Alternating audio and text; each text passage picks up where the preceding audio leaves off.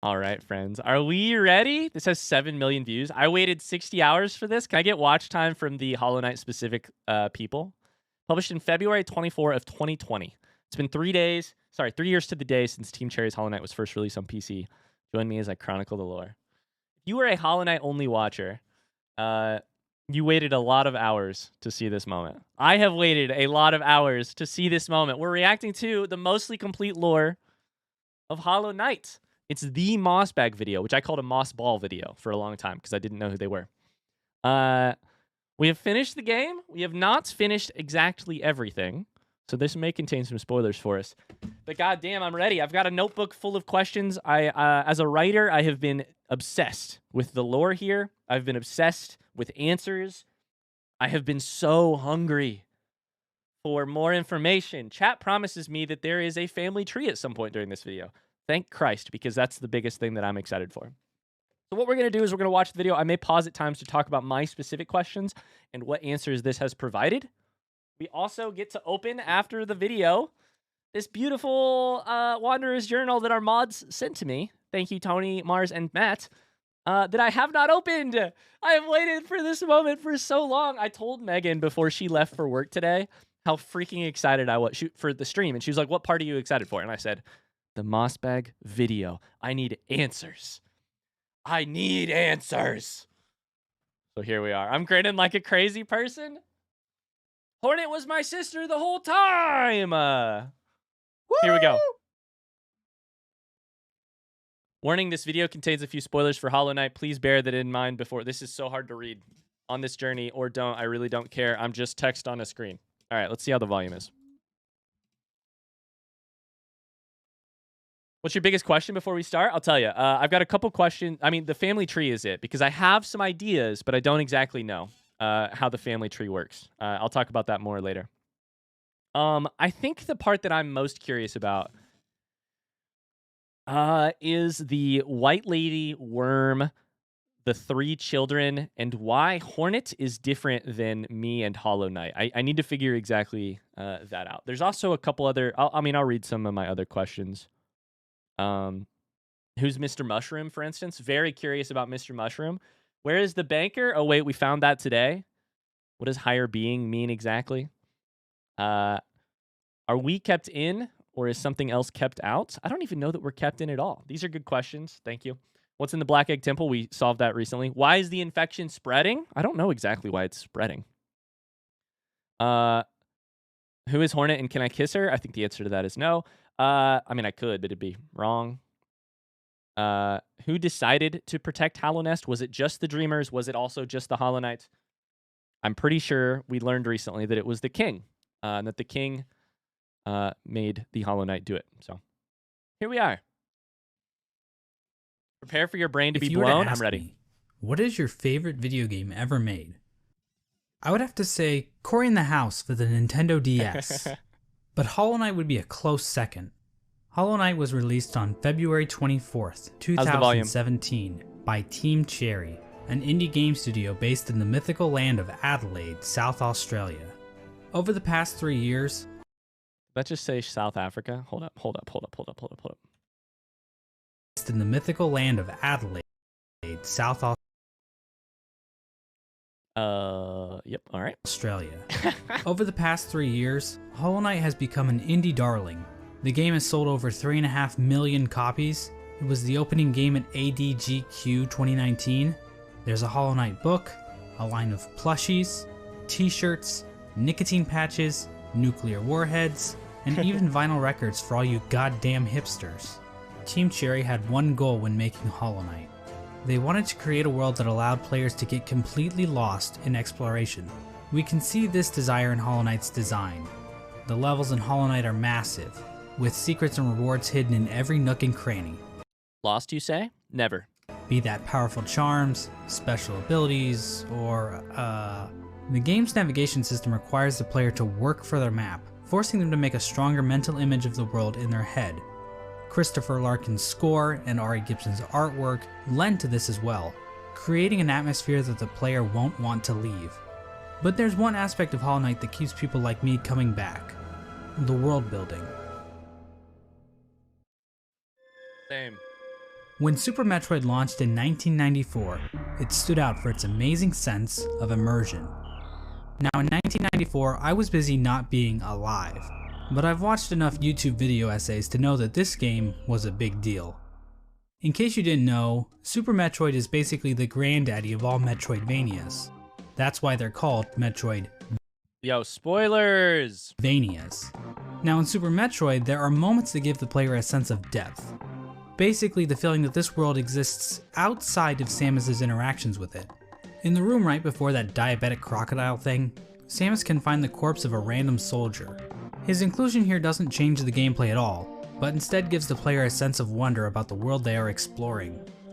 Who was this guy? Why was he here in the first place? Did he like jazz? Now, finding dead bodies and other random garbage is pretty cool, right? Well, Hollow Knight basically does the same thing, about a dozen times. Through its world building, Hollow Knight same Sorry, I have to pause to look at this screen. About a dozen times. Yeah, there's so many good examples of this. We've got Stag's Nest. We have, I don't know what this one is for some reason. I can't remember it. All these different corpses. I don't know if I know what this one is either, actually. I love the Peanut Man, though. Ryan, do you know who that is? Wait, who? The Peanut Man? Ryan, pause counter is at 3. The middle? Time, right? This? Now, this?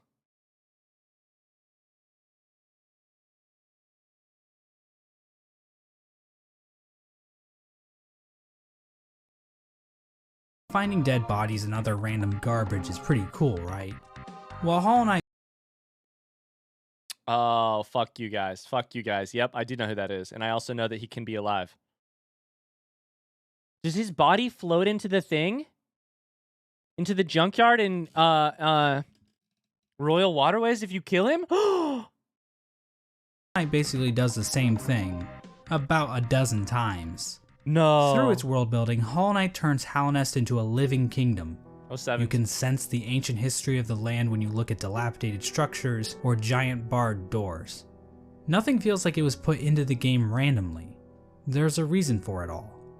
The environmental storytelling. That's number 4, I know. But the environmental storytelling, what is that? Except those reasons aren't the easiest to uncover.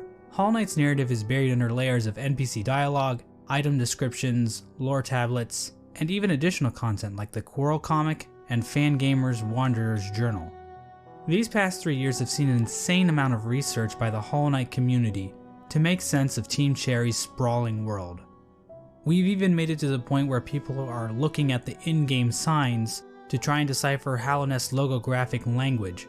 In this video, I hope to give you a long and detailed look into the world of Hollow Knight, exploring Hallownest's history and uncertain future.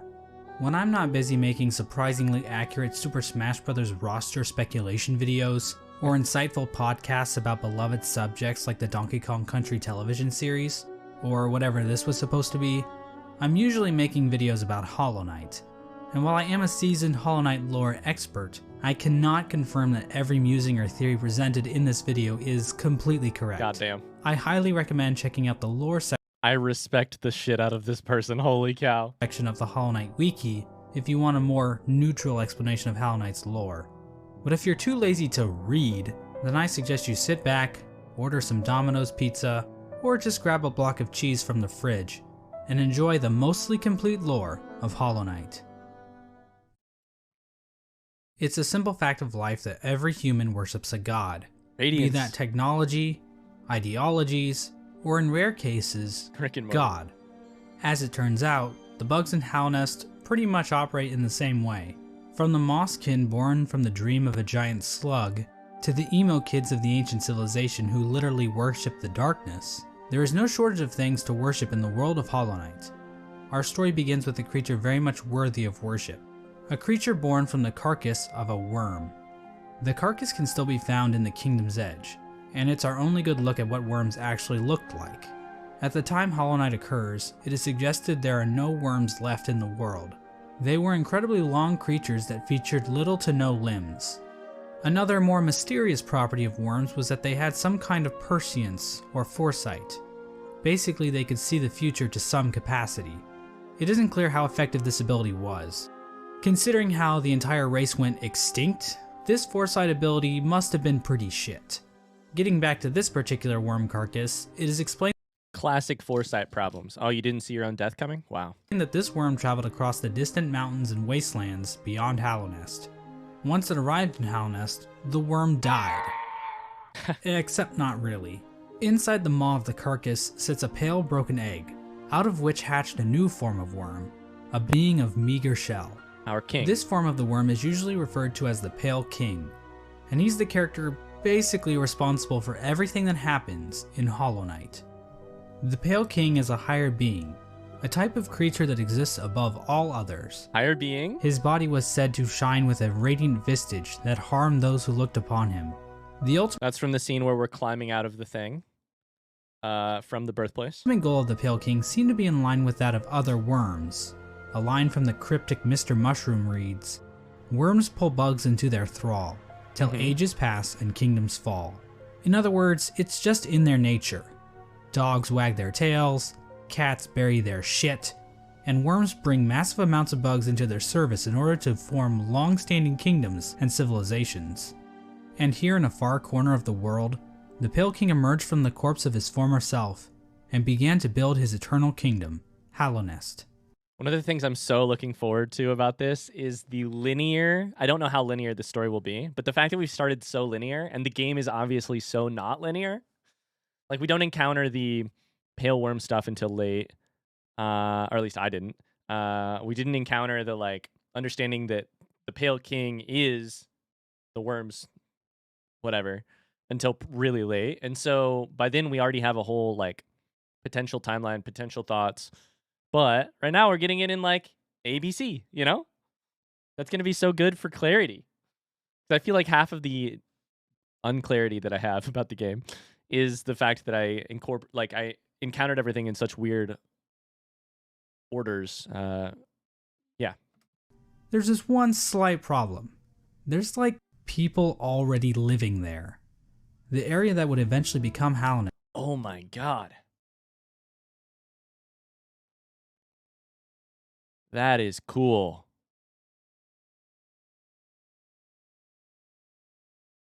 Holy shit. The Glade of Hope? Oh, that's the Spirit's Glade. was already filled with mantises, bees, moths, spiders, mushrooms, and bush cosplayers. Each of these groups were already operating with their own cultures and societies, and each group had a different interaction with the Pale King. One of the more receptive groups to the arrival of the Pale King were the mushrooms of the fungal wastes. These creatures were able to communicate with one another through one shared mind. The mushrooms viewed this shared mind as a strength, and they were kind of smug dickheads about it. Ultimately, the mushrooms wearily accepted the Pale King's rule, viewing his foresight as a shield to the dangers of the future. Another group living in the fungal wastes is the Mantis tribe. The Mantises have a rich cultural history reaching back to long before the birth of Hallownest. The Mantises are a proud tribe, believing in the importance of proving one's physical strength. The Mantises are fiercely territorial, but will show respect to those who display great power. These Fight Club enthusiasts were led by 4 powerful Mantis Lords, who I guess just kind of sat around waiting for outsiders to challenge them. The Mantis tribe had no interest in the Pale King's kingdom, but the two communities did come to a truce. In exchange for their independence from Hallownest, the Mantis tribe kept the beasts of Deepnest from invading Hallownest. Oh shit. Wait, let me back that up. This scene is so... I can't believe I never reacted to this scene. This is so evocative, this art right here. Just the bugs of Deepnest coming in waves and the mantises keeping them at bay. Wow. Ryan didn't respect them. I learned eventually to respect them. Did I kill them after they bowed to me a couple times? A lot of times, yes. Independence from Hallownest, the Mantis tribe kept the beasts of Deepnest from invading Hallownest. Not sure why they didn't just go out the other exits from Deepnest, but whatever. I'm not an expert on Border Patrol. I don't work at ICE anymore. Let's move on to Deepnest. Now, many of the different tribes of Hallownest were kind enough to leave lore tablets behind detailing pretty much everything we need to know about them. Unfortunately, the bugs of Deepnest didn't do that. We know that the spiders of Deepnest had a monarchy because why not? Those are always good, right? Also within Deepnest are a separate group of spiders that immigrated to Deepnest at some point in the past. This group was known as the Weavers, and they established their own culture and history within Deepnest. They used looms of silk to weave stories, spells, and shields. One thing we know for sure about Deepnest is that they really didn't want anything to do with Hallownest. The struggles of Deepnest-Hallownest relations would become painfully clear as time goes on, but for right now, it seems like the two remained fairly isolated from one another. Another section of pre-Hallownest includes Greenpath. Now as far as we can tell, the mushrooms, mantises, and spiders of Deepnest didn't worship any higher beings. There is this giant mushroom corpse in the fungal core, but I don't think this is a higher being. I mean, who the hell would want to worship a fat-ass mushroom? Fat-ass slugs? Now that's dope. The land we know as Greenpath was created by the higher being known as Un. Un used her great mind to dream the vegetation of Greenpath into the once bare. So my answer to the question higher being is just like a type of royalty, like a type of royalty despite what system you're in, either the like monarchy or whatever of Hallownest or the whatever of Greenpath. It's so I don't know that mossbag has said God yet, but the like, because we don't know the roles of the gods yet, but just like the best beings of the area, the like beings superior to the others in the area. Barren caverns. Un's followers, the Mosskin, were also born out of Un's dream, making her their creator. Greenpath at its height was actually much larger than we see in game. At one point, Greenpath stretched into both modern-day Queen's Garden and possibly Fog Canyon. Greenpath's citizens showed themselves to be a fairly developed society. They built a temple at the Lake of Un in order to worship her, and they even had their own line of defense, with Moss Knights showing proficiency in combat, using nails and shells as weapons. The Law of Un continued to remain in effect even after the Pale King arrived, but it seems like they allowed the king to establish a road through their lands, leading travelers to the heart of Hallownest. Hence the name Greenpath. Yeah. It's so interesting that I have always taken Hallownest to mean the entire thing, and this is changing the way I'm thinking about the map entirely, that it's like a bunch of different cultures smashed edge to edge up against each other with the Pale King's dominion and the different dominions up against each other. Team Cherry really racked their brains when naming this area, didn't they? Next, we have the bees. And while there is no lore on how these bees can turn into fucking drills, or how they can ignore all known laws of aviation, we do know how they reacted to the Pale King. These bugs decided to seal their hive off from the rest of the world, with only patrol bees being able to enter and exit the hive. So yeah, the bees are pretty much pointless in this story. And finally we have the moth tribe. In-game, the only moth settlement is in the resting grounds, but the tribe might have also inhabited the Crystal Peak at one point. Now, as we all know, moths in real life are just complete assholes. As for the moths in Hollow Knight, well, it's a bit complicated. The moth race is described as being a rather pacifist group, with few ever choosing to take up a weapon. During the Pale King's reign, the moth race delved amongst dreams and the dead, displaying the importance of remembering those who have passed, as well as learning how to shape dreams themselves. Similar to the Mosskin, the moth tribe was born from a higher being, known as the Radiance. Gotcha. The Radiance is described as being a light in which the moth tribe basked. So she was basically a giant lamp to them. Another important aspect about the Radiance is her ties to dreams and a substance known as essence. Essence are the remains of wishes and dreams, and are represented in-game by these dreamcatcher particle effects.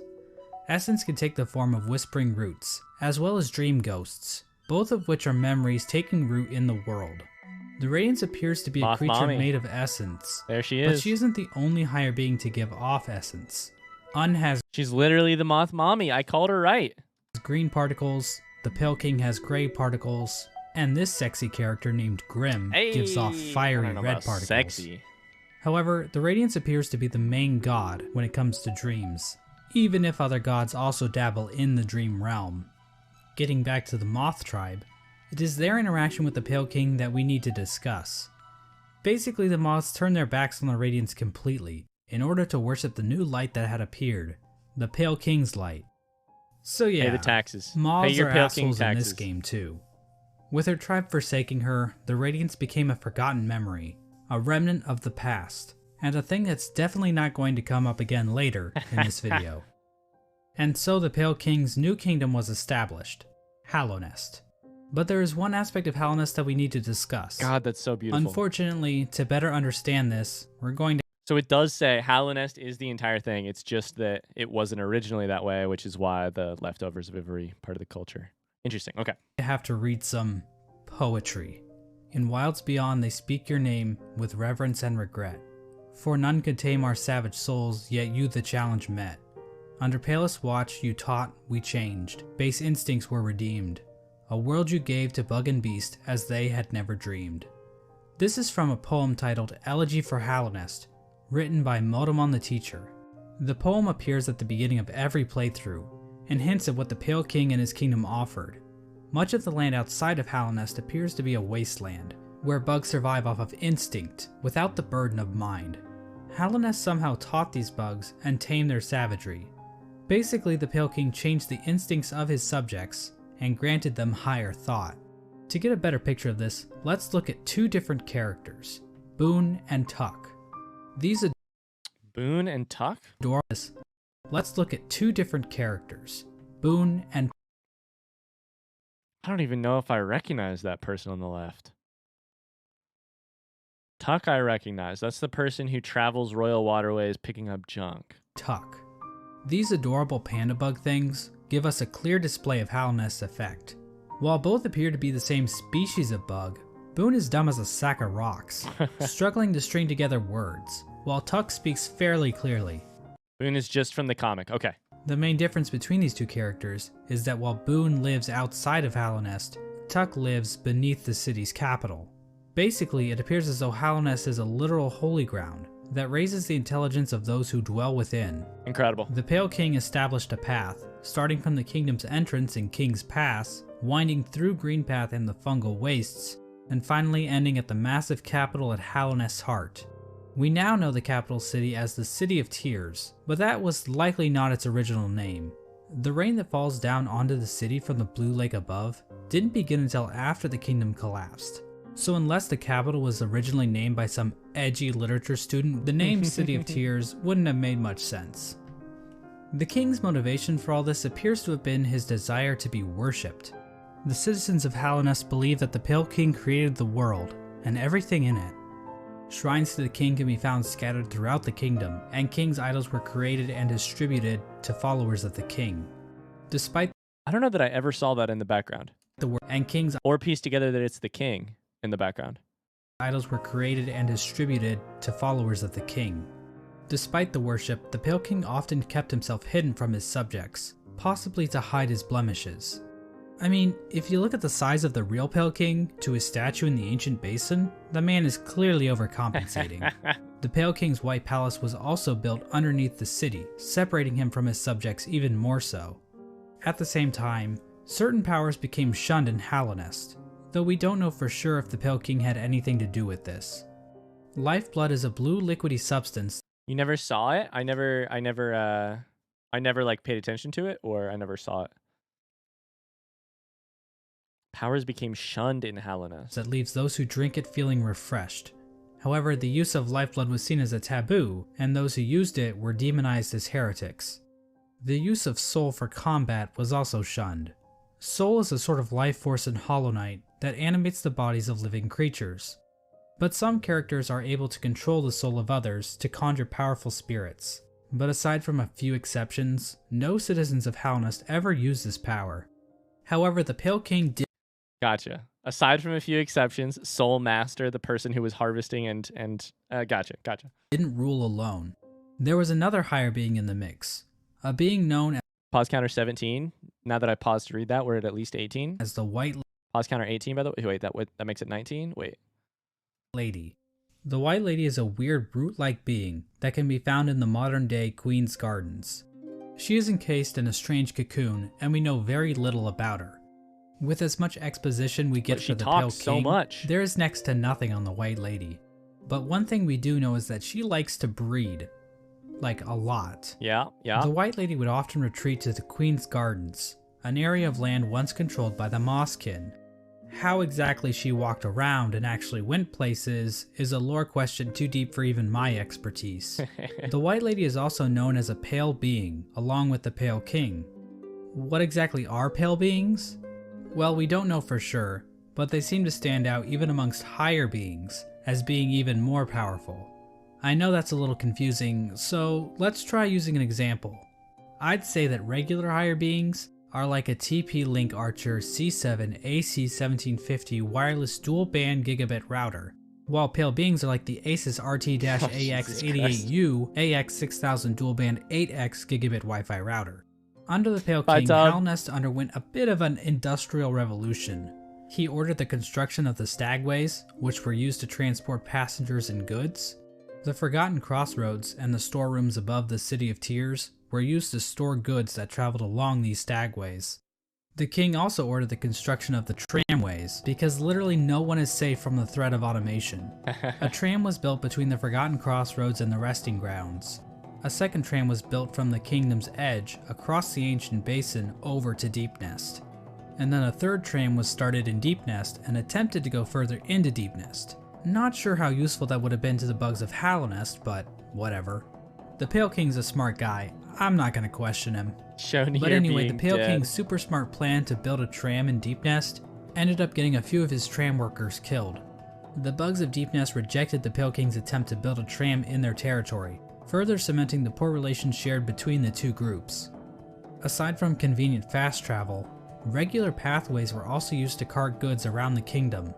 From this was born probably one of the most important groups in Hallownest, and perhaps even all of fiction. An elusive guild of bugs, simply known as the Menderbugs, took to maintaining the various signs scattered throughout Hallownest. From the journal entry of one Menderbugs? I don't know that we have ever heard of this. We didn't do that? Menderbug, we can catch a glimpse into their ancient and unknowable minds. Dear, dear diary, isn't life just the most beautiful thing? Fixing signs, mending posts, let them break, I say. I'm a better mender for all that repairing. I sometimes doubt there's a single bug in all of Hallownest happier than me. Another example of the Pale King's expanding infrastructure is the Crystal Peak. This area is filled with crystals that grow rapidly along walls, ceilings, and even the shells of certain bugs. These crystals were considered valuable to the bugs of Hallownest, resulting in large-scale mining efforts. We don't actually see the crystals used anywhere else in Hallownest, but they are said to contain a sort of energy. The crystals are also said to sing, if you listen very carefully. That's right, baby. There's a lore reason why the signs you break fix themselves. Lore. So how do I find the Menderbug thing? It's just a small chance that you encounter them in the wild at a sign? Like fixing a sign?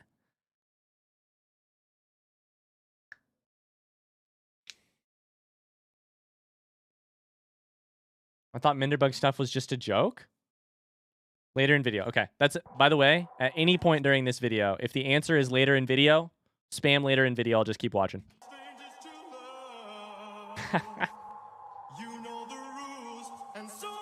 In terms of military, Hallownest's first line of defense appeared to be a group simply known as the Five Great Knights. We just saw this today. This is in Dung's bedroom. The Five Great Knights, which we did hear about from the White Defender. The members of this esteemed coalition were Ogrim, Hagamol, Zamir, Drya, and Isma. Isma, by the way, is the one that sounds the most like a D's Nuts joke. Wait, hold up. Hagamol, Zamir. The members of this esteemed coalition were Ogrim. Wait, I need to look at this thing again. So this one is obviously the Mourner.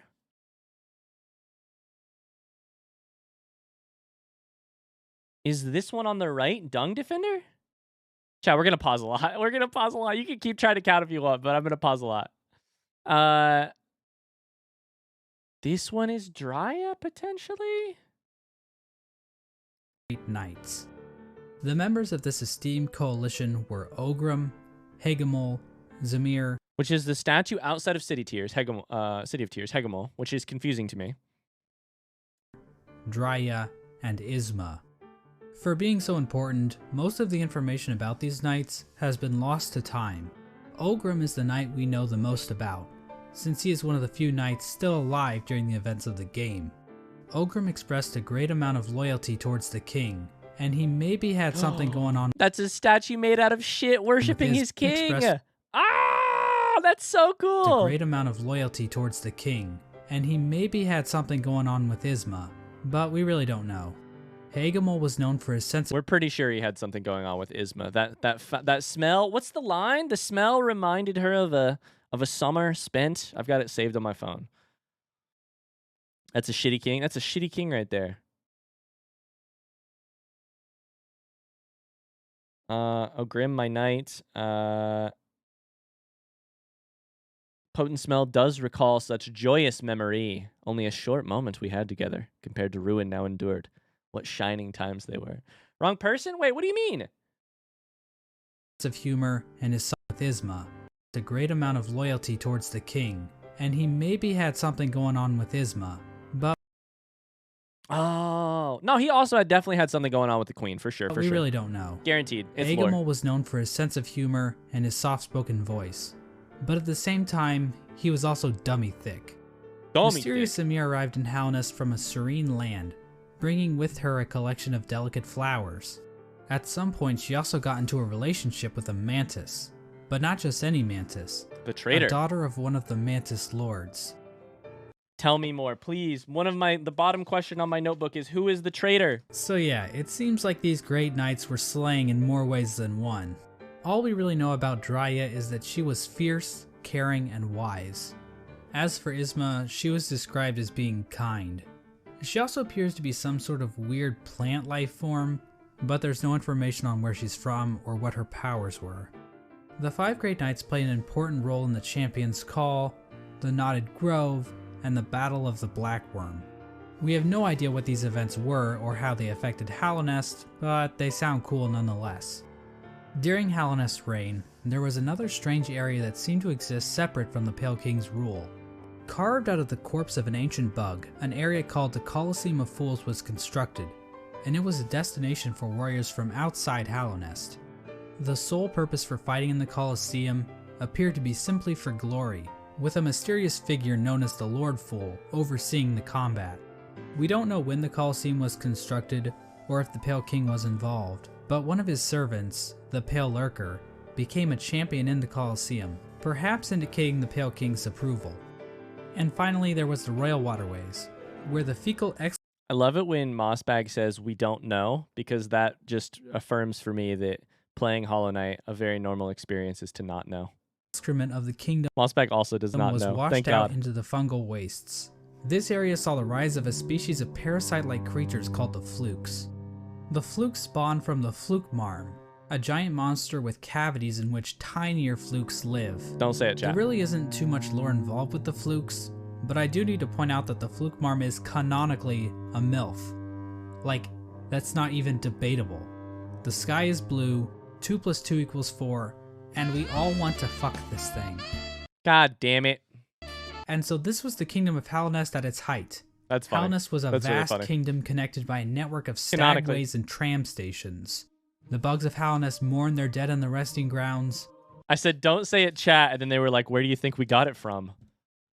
Daddy Mossbag says it 2 seconds later. Engaged in commerce using Geo, the de facto currency of the region, and a thriving capital located in the middle of the kingdom.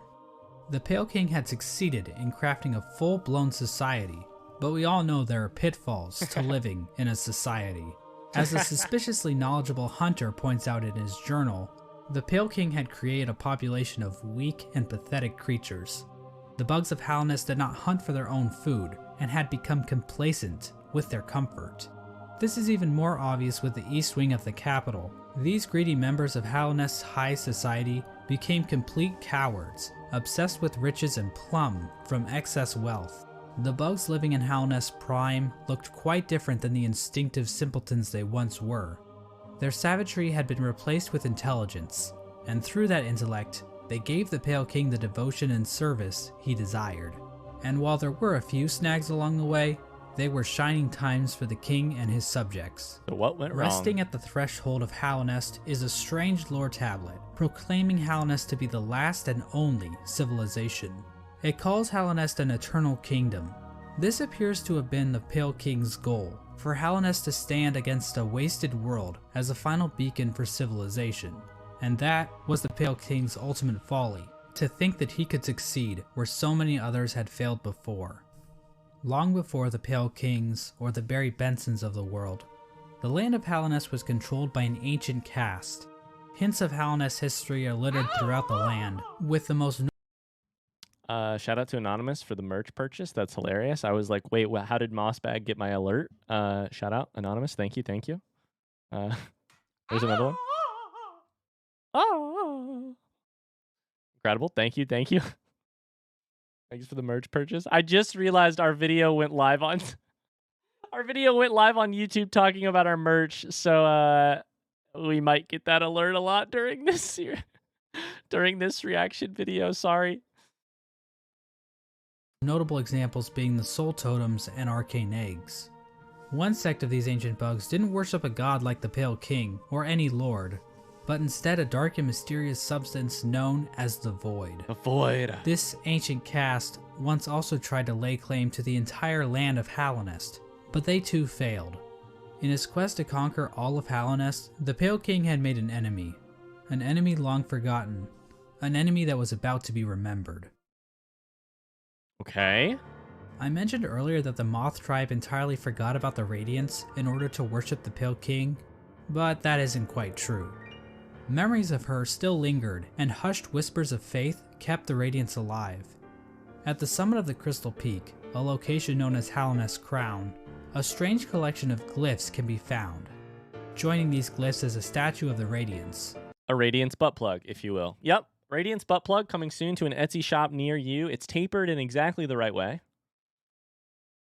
Is it a little large? Yes. Presiding over the You think you really love Hollow Knight? You'll never guess what devoted fans of this bug game are doing now to show their devotion. Kingdom below.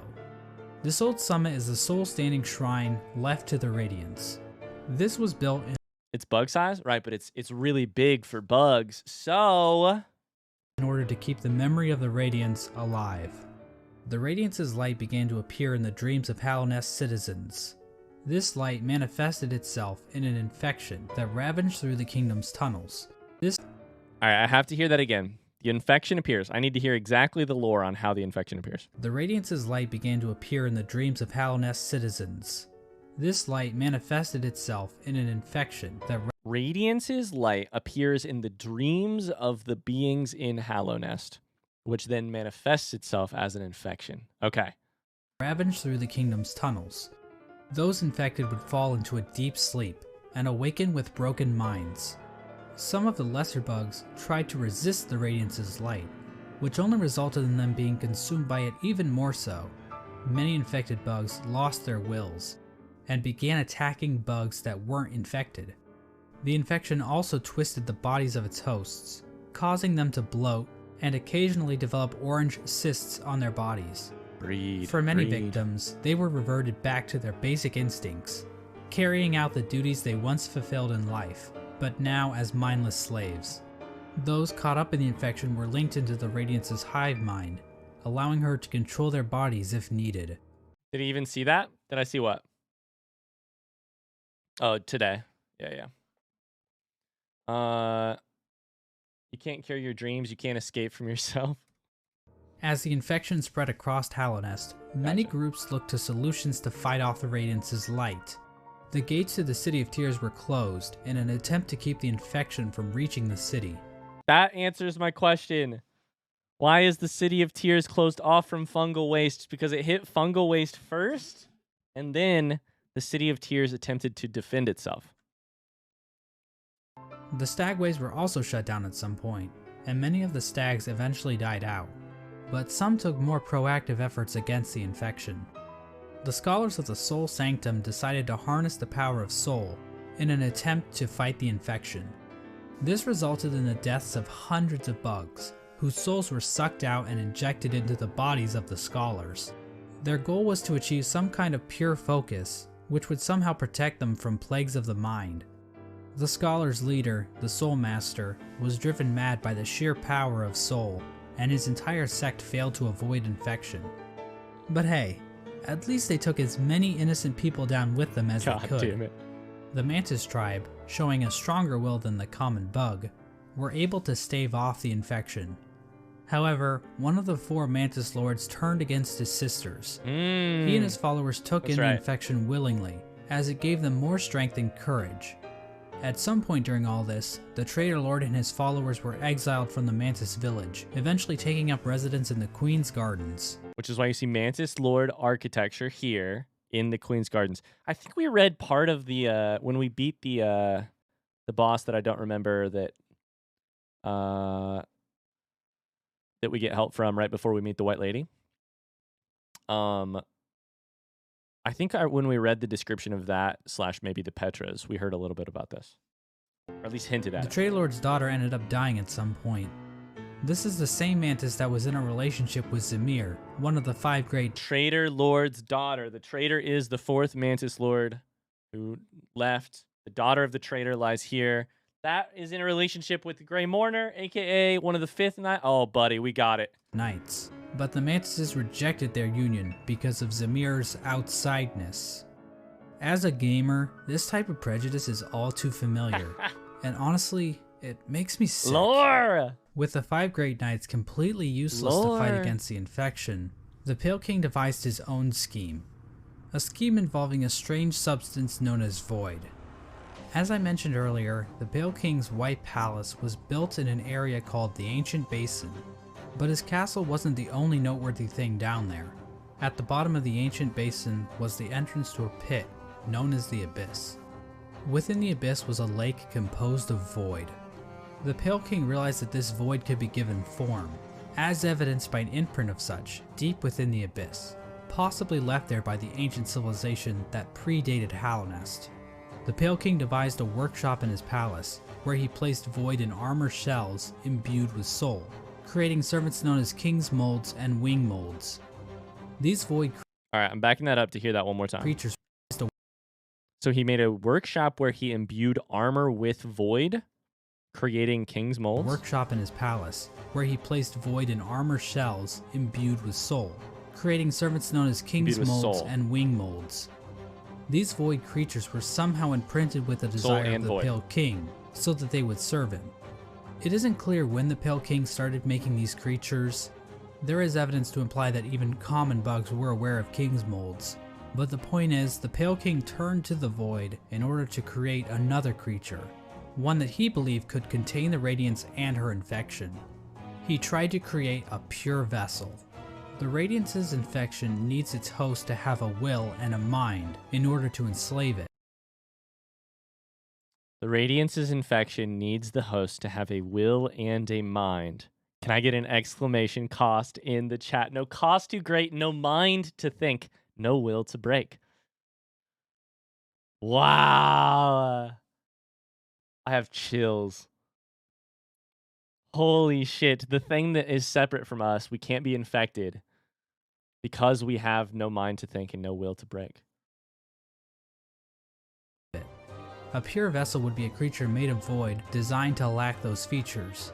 The Pale King believed that by harnessing the void inside a pure vessel, he would be able to stop the infection and keep Hallownest lasting eternal. But his method for creating this so-called pure vessel was incredibly cruel. This is where the White Lady and her King Kong-sized libido come into play. These two higher beings engaged in a union of some kind, resulting in the creation of several eggs that were dropped down into the abyss. There, the void seeped into these eggs, corrupting the offspring of the Pale King and the White Lady. This act resulted in the creation of the vessels. The vessels are not technically considered to be alive. They are shells created from the Pale King and White Lady that have been filled with the void. Do you hear that? Not technically considered to be alive. Therefore, death counter also doesn't really count. How many times have we died in this game? None, because we weren't ever alive in the first place. Looking at the bodies of the masks of all of the siblings, like, you know, what once was the siblings. How many gift subs is that? Oh shit, you're right. Oh no, wait. That means I have to give 10 subs for every single stream where we didn't die. We've streamed this game for 95 hours. Oh no. Never mind. No cost too great, by the way. Shit. The sharp inhale I had was looking at these and realizing they were every one of them. I just thought maybe they were just dead bodies chucked into this pit, but they were born for this purpose and somehow died, which we'll find out in a second, I think. Within each vessel is a shade, a completely void being hidden behind the face of the vessel. Vessels are also non-gendered, I guess because they're dead or something. I'm not sure if that's how that works, but whatever. I'm not an expert on these kinds of things. I don't work at ICE anymore. Thousands of vessels were created during this process, but only one was chosen as the pure vessel. This particular vessel, chosen by the Pale King, was deemed the Hollow Knight, and was taken away to the White Palace. This is the music room. This is the music room, right? This is the music room. Yes or no? Front seat in the chat. This is the music room where we heard the music. But I want to take a bit of a closer It's one of my biggest questions. look at this part of the story. There are a number of questions and theories surrounding this moment that I really want to dig into. Yeah, me too. The big question surrounding this moment is, why was the Hollow Knight chosen over any other vessel? One common Oh, is that... Wait.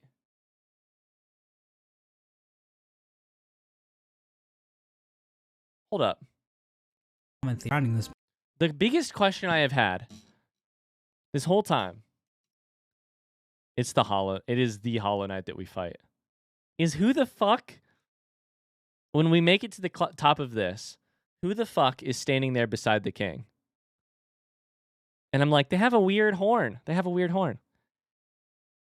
Mask. Who is it? Who is it? It's baby one-armed Hollow Knight, right? Don't answer that. moment is, why was the Hollow Knight chosen So we were over any other vessel? One common theory is that the Pale King took these vessels back to the White Palace and evaluated them using his giant collection of buzzsaws. This theory is probably the least likely explanation. It kinda exists just to explain the buzzsaws, which is quite the mystery, I'll admit, but doesn't really mesh with the vessels very well. How does being good at Super Meat Boy prove that you are a worthy vessel? And while thinking about logistics in a game about magic bugs is never a good idea, how exactly did the Pale King transfer these thousands of vessels to his palace without characters like the Dung Defender finding out? So this means that the Pale King probably made his decision with Dung Defender looks at me and says, so there was another vessel. Oh, hi Kaylee, how's it going? without taking any of the vessels out of the abyss. So how did the Pale King make his evaluation? I think the best explanation comes from a theory I originally heard from a user named Golden Flower Fan. Basically, the vessels were hatched down at the bottom of the abyss, and the first one to make it to the top was chosen by the Pale King. In a memory of this, Yo, no shit, we have a sperm race. No shot, we have a sperm race to the top. Wow. We are the second fastest sperm. That's crazy. event, we see vessels falling from above back down into the pit of the abyss. Perhaps these vessels weren't being cast down into the abyss, but fell while trying to escape out of it. The lore tablet outside the abyss appears to support this theory. It reads, "Our pure vessel has ascended. Beyond lies only the refuse and regret of its creation. We shall enter that place no longer." This tablet was likely written right after the Hollow Knight was chosen, considering that is when the entrance to the abyss was sealed off. The tablet proclaims that the pure vessel has ascended, or in other words, climbed out of the abyss. And while cut content should never be considered canon, I would just like to point out that an earlier version of this tablet, found in the game's code, Hit me with was the cut even more content. explicit about this. It read, "From below, our pure vessel has ascended." But how does making it to the top of the abyss first prove that the Hollow Knight is somehow a perfectly hollow vessel? Well, I think this whole concept might just be a misconception. So the next question for me, in my mind, that I'm going to wait and find out from this video is, What made the Hollow Knight, the first one, less than pure? What do we have that they don't in the second ending of the game where we choose to become the vessel and to do a better job than the Hollow Knight? I think the answer must be a little bit. I think the Hollow Knight must have had at least a little bit of will or mind. What if the Hollow Knight wasn't any different from the other vessels? All the vessels were made in the exact same way after all. The idea that the Hollow Knight was somehow more hollow than the other vessels comes from the fact that there were so many vessels created in the first place. If they only needed one, then why create so goddamn many? I mean, this is like Octomom on steroids. Well, these are bugs we're talking about, so it would make sense that multiple offspring would come from one egg. And it might have been a precaution to produce multiple vessels in hopes that at least one would be able to successfully escape the abyss. The sperm metaphor holds up, that's all I'm saying. Now another explanation could be that the Pale King just yeeted other vessels that made it to the top first, after determining that they weren't hollow, which would better explain why so many were created. Ultimately, the exact details aren't super important, but I do find it interesting how many different interpretations can be pulled from this part of the lore. After the Hollow Knight was chosen, the Pale King sealed the doorway to the abyss, leaving the discarded vessels to rot away in darkness. These actions were not taken lightly by the Pale King or the White Lady. Both participants expressed shame in what they did, but saw no other option to save the kingdom. But the vessels weren't the only poor saps sealed away in the abyss. There's also a lighthouse that was built on top of a naturally formed spire, its light shining down on an ocean of abyss below. A failed Inside attempt. was one of the Pale King's royal retainers, who was left in charge of keeping the lighthouse turned on. So this brave soul was willingly sealed in a dark and dangerous tomb for the rest of his life, just so he could not pull a lever. Well, at least he was living with purpose. With the abyss sealed and the Hollow Knight chosen, the Pale King's plan was beginning to come together. The Hollow Knight was raised and trained to prime form, causing it to grow several times its original size. We don't know exactly. The horns are slightly different. The horns are just barely different. They get like elongated, which is enough that it confused me for so long until just now. Why this happened, but I guess the Hollow Knight is just a grower and not a shower. We know that the Hollow Knight was trained to use a nail, but why was this even necessary? One possible explanation is that the Hollow Knight needed to protect itself in case an intruder tried to kill it. You know, like the player. Or perhaps this was important in the process of containing the Radiance. Unfortunately, the details of that are never fully explained. The Hollow Knight might have somehow focused the Radiance inside itself, but Team Cherry gives us no explanation of how that might have worked. But that still wasn't enough for the Pale King. Additional seals were needed in order to protect the Hollow Knight's physical. So basically there's no good explanation for why, or super clear explanation for why the Hollow Knight focused the Radiance inside itself, is what they're saying. Body, while the Radiance was trapped inside of it. To achieve this, the Pale King sought the help of three particular bugs, who would later be known as the Dreamers: Lurien the Watcher, Motomon the Teacher, and Hera the Beast. Lurien is definitely the most mysterious of the three Dreamers. He lived in the Watcher's Spire in the City of Tears. From there, Lurien watched over the city with his telescope. Lurien was a pretty big fan of the king, so it probably took little convincing for him to lie down for him.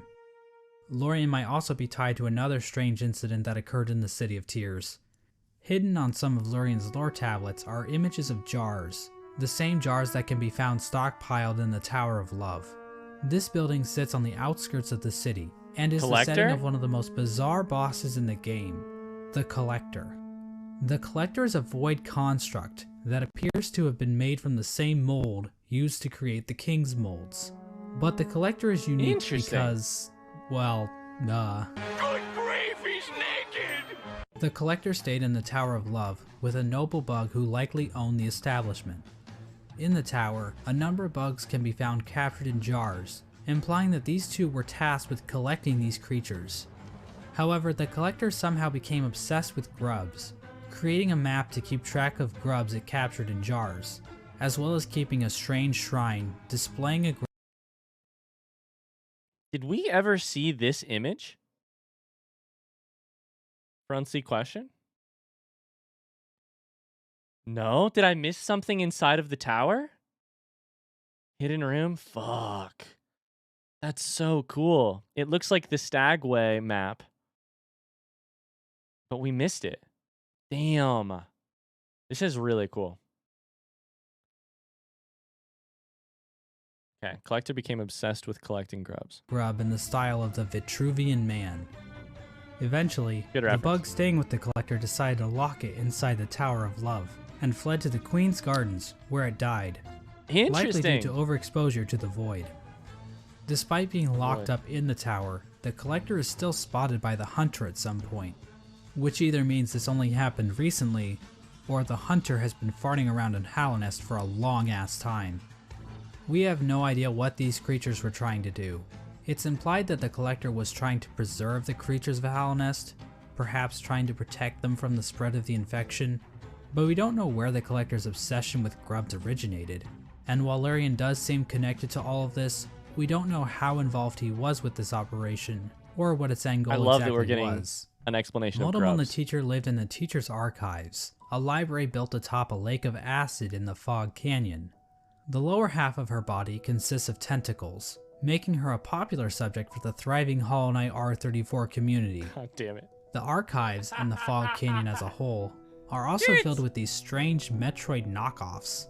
These creatures are likely related to Monomon in some way. They could be her live God damn it. offspring, her test tube babies, or possibly even her shit. Motomon uses futuristic cathode ray tube things to store information about Hallownest. Several terminals in the teacher's archive go into detail about the Pale King's plan to defeat the Radiants, indicating that Motomon had intimate knowledge of what she was taking part in. Finally, the Pale King sought the help of Hera the Beast, the Queen of Deepnest. LOL, Matt. Now, as I mentioned earlier, Hera. relations between Hallownest and Deepnest were kinda not great. Unlike the other two dreamers, Hera needed to be convinced in order to help the Pale King. Hera would eventually agree to become a dreamer, in exchange for a child. The Pale King agreed, and the two engaged in a dalliance, which is a fancy way of Oh my god. Oh my god. Give me my phone. Give me my phone. Holy shit. Holy shit.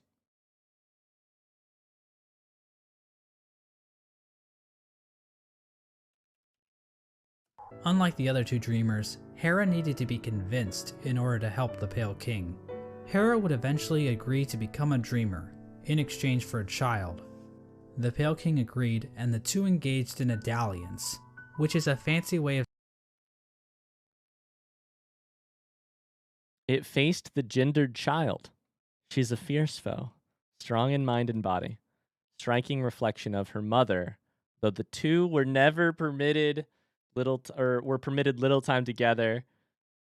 I never begrudged the worm's dalliance as bargain. In fact, I feel some affection for the creature birthed. She's only my half-sister! saying they totally boned. It's The fine! White Lady was okay with this arrangement. In fact, she might have Missed a Hornet interaction? Wait, where did we miss a Hornet interaction? We missed one in the game? You missed so much lore by doing Hera late? If you get the King's brand before Hera... Did we miss something because we did that? Wait. I was in Deepnest too early and missed an important sequence with Hornet. So we did... Wait. Hornet is beside Hera's body. Oh, beside the body of her mother? What order did we do Hera? Do you want the dialogue? I would love the dialogue. Yeah. You missed a Zote one too, apparently. I got yelled at for mentioning it in Discord when I got to it when I started playing. Oh, shit. Yeah, if you want to paste the dialogue, I would love to see it. What? Oh my god, she's only my half-sister. This is incredible. I shouldn't say only. She's my half-sister. It explains so much. This part was such a riddle to me for the White Lady's dialogue. I have these images saved on my phone. I have had them saved forever so that I can figure it out. The gendered child, I still don't know why. Oh, she's called that because me and Hollow Knight are not gendered.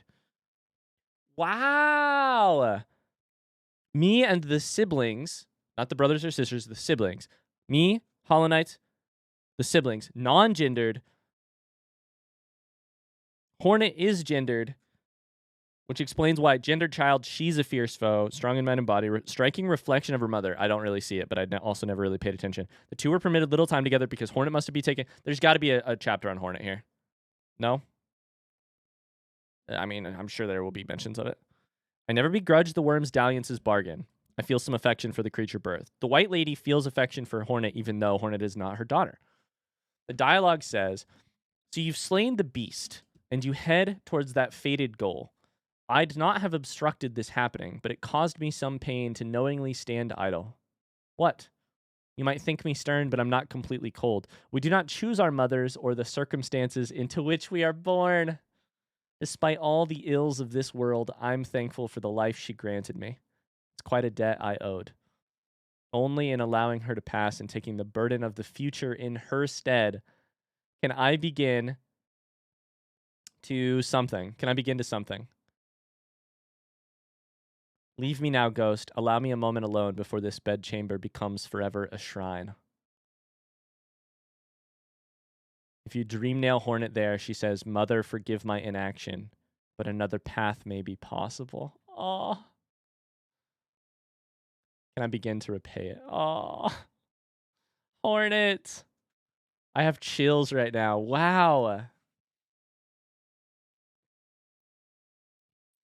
Pretty sure you learned very early on who Hornet's mother is in dialogue, but you never remembered it at all? It sounds like I learned it from this, right? Do I learn it from any other? Do I learn it from any other thing? Sounds like I learned it from this scene that I missed. Wow.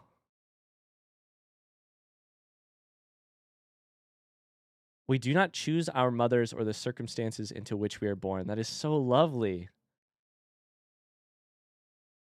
It explains to, here's the thing that gets me.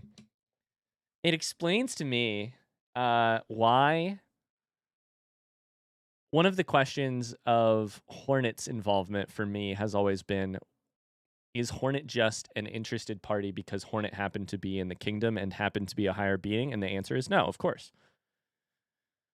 Hornet is involved because her family is involved, and specifically every part of her family is involved. Her dad, her mom, her 2 siblings. Hera's head and Hornet's head are the same form. There's some midwife dialogue that implies it. I didn't know Hornet's mother was Hera. I missed it completely. You and me both, Elo. Wow. That's so cool. I'd have been watching from the closet. The motive behind Hera's request is never elaborated on, but it appears as though the King of Deepnest was dead at this point. Hera was a common bug, so perhaps she desired the Pale King's pale seed so that her child could be of high birth. Pale seed. The bargain between Hera and the Pale King resulted in the birth of Hornet. She became known as the gendered child, because unlike the Pale King's other children, Hornet was not hollowed out by the abyss. Hera and Hornet spent little time together, as Hera had to make good on her end of the bargain. And so the 3 dreamers were put to rest. Through their actions, a seal was placed over the black egg, prohibiting entrance into the chamber. These dreamers also had their own protection. At the base of Lurian's spire, the Watcher Knights guarded access to their master's body. Motomon's body was protected by a giant jellyfish named Umu. On top of this, Motomon entrusted her servant Quirrell with a mask which would be required to break an additional seal she had placed over herself. So she basically is double wrapping herself. I forgot. As for Hera, we're not really sure what protected her, since it is never actually seen in-game. We don't know where this creature is hiding, but whoever it is, they really suck at their job. Now there appears to be one more element to the Pale King's plan, involving the Weavers. Hidden away in the Weaver's den is an incomplete seal of binding, woven from silk. This design prominently features the Hollow Knight's head, and can be found in the White Palace, as well as blocking the exit during the Hollow Knight fight. Silk spools created by the Weavers can be found in the Stag Station in Deepnest, as well as the Stag Station next to the White Palace. These spools can also be found in the Pale King's workshop. We know that the Weavers were closely tied to Hera and Hornet, so their actions might have been a part of the deal between the Pale King and Hera. Once the Hollow Knight was ready, the Radiance was somehow channeled into the vessel. which was then placed inside of a giant black egg located in the Forgotten Crossroads. Radiance channeled This egg into was built to sustain the Hollow Knight, and itself appears to be fashioned from void. The Hollow Knight was chained up, and the entrance to the black egg was locked behind a powerful seal created by the three dreamers. Initially, this convoluted plan actually worked, and the infection was successfully contained. Memorials to the Hollow Knight and the Dreamers were erected in the City of Tears and the resting grounds. Something went wrong. But this is the part of the story where things get a little bit hazy. By the time these statues were constructed, citizens had taken to writing on parchment woven from spider silk, which was all destroyed when water started pouring down onto the city. We don't know how long the Hollow Knight was able to completely contain the infection. Bugs from Dirtmouth used to go to the Temple of the Black Egg to pray, saying they felt at peace within the walls. But after a while, they stopped going, perhaps indicating that the infection was beginning to leak out again. The infectious air continued to seep through Hallownest for years, eventually even reaching the deepest parts of the kingdom. As it turns out, the Pale King's pure vessel wasn't quite so pure after all. The Hollow Knight had been tarnished by an idea instilled. While the game never explicitly tells us what that Where do we learn that part? The idea instilled? Where do we... That's a direct quote, right? Where do we learn that? idea was, it does hint strongly at what it might be.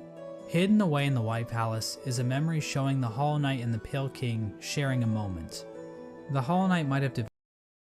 The White Lady says that, an idea instilled. Also, what is that? What is this moment? Did I see this? I don't remember that right now.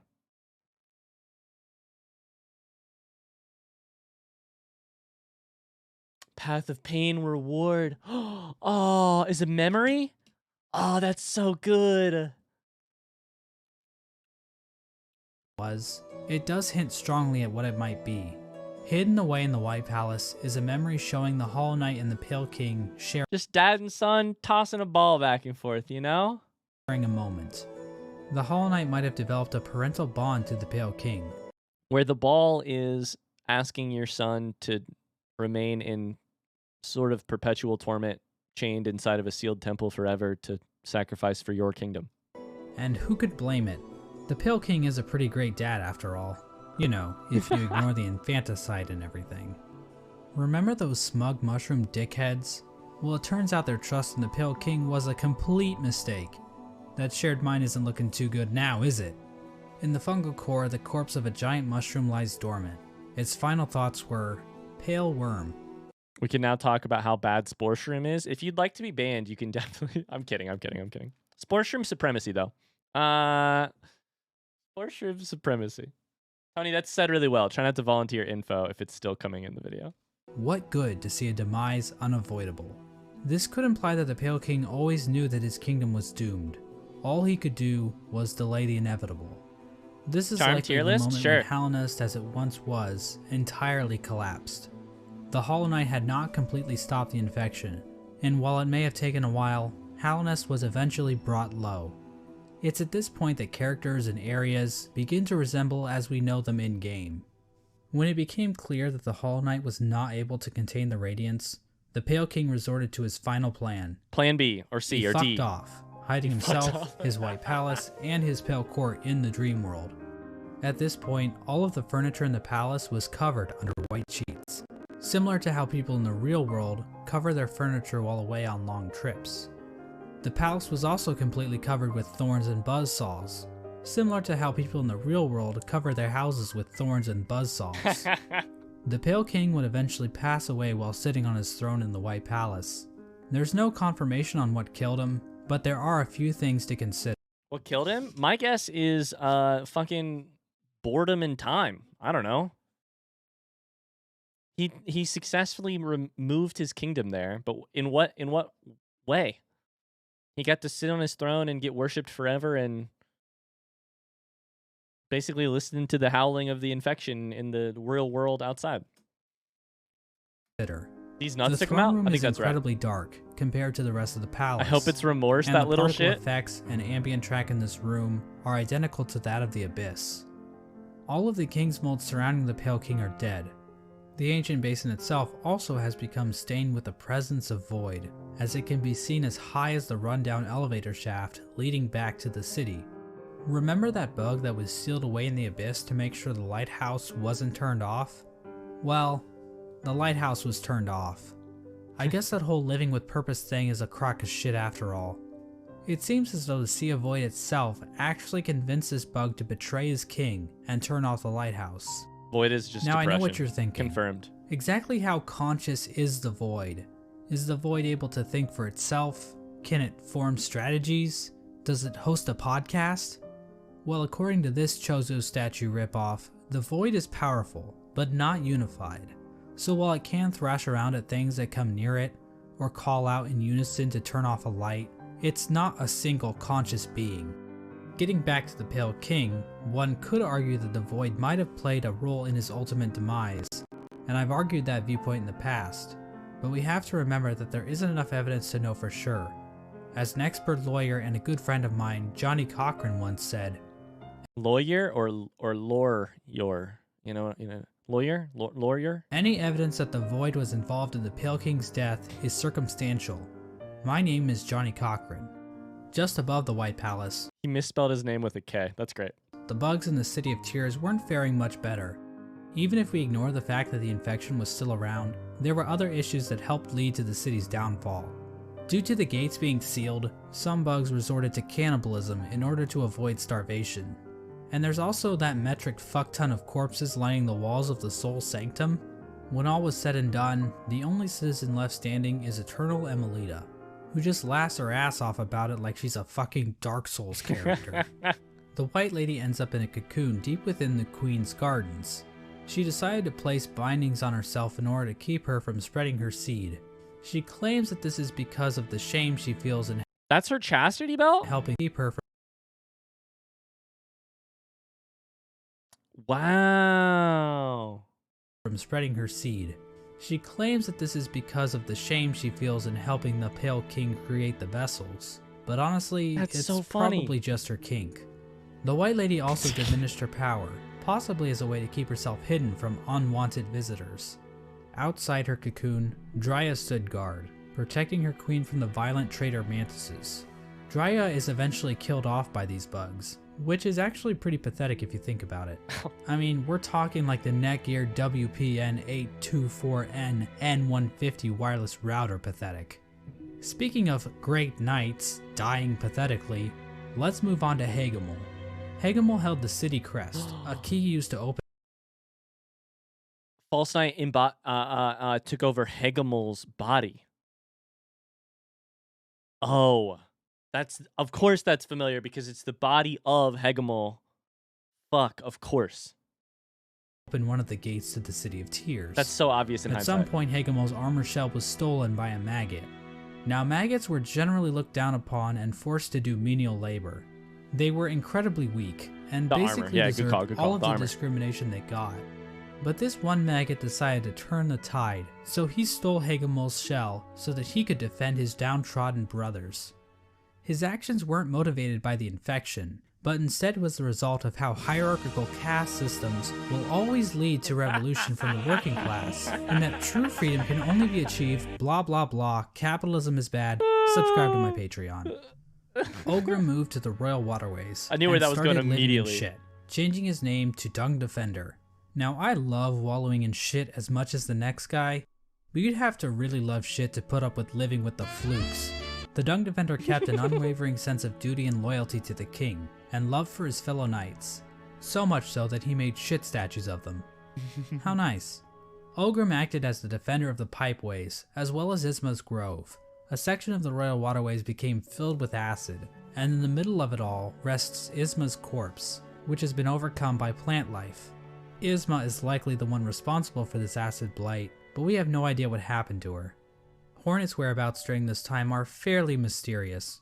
We know that she departed Deep Nest and didn't return until the events of the game. At some point, she took to guarding Hallownest from intruding warriors, as well as the cast-off shell in the Kingdom's Edge.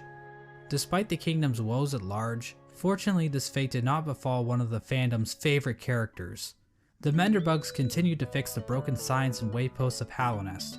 From a diary entry, we can see that one Menderbug in particular had found himself on the precipice of a long and loving relationship.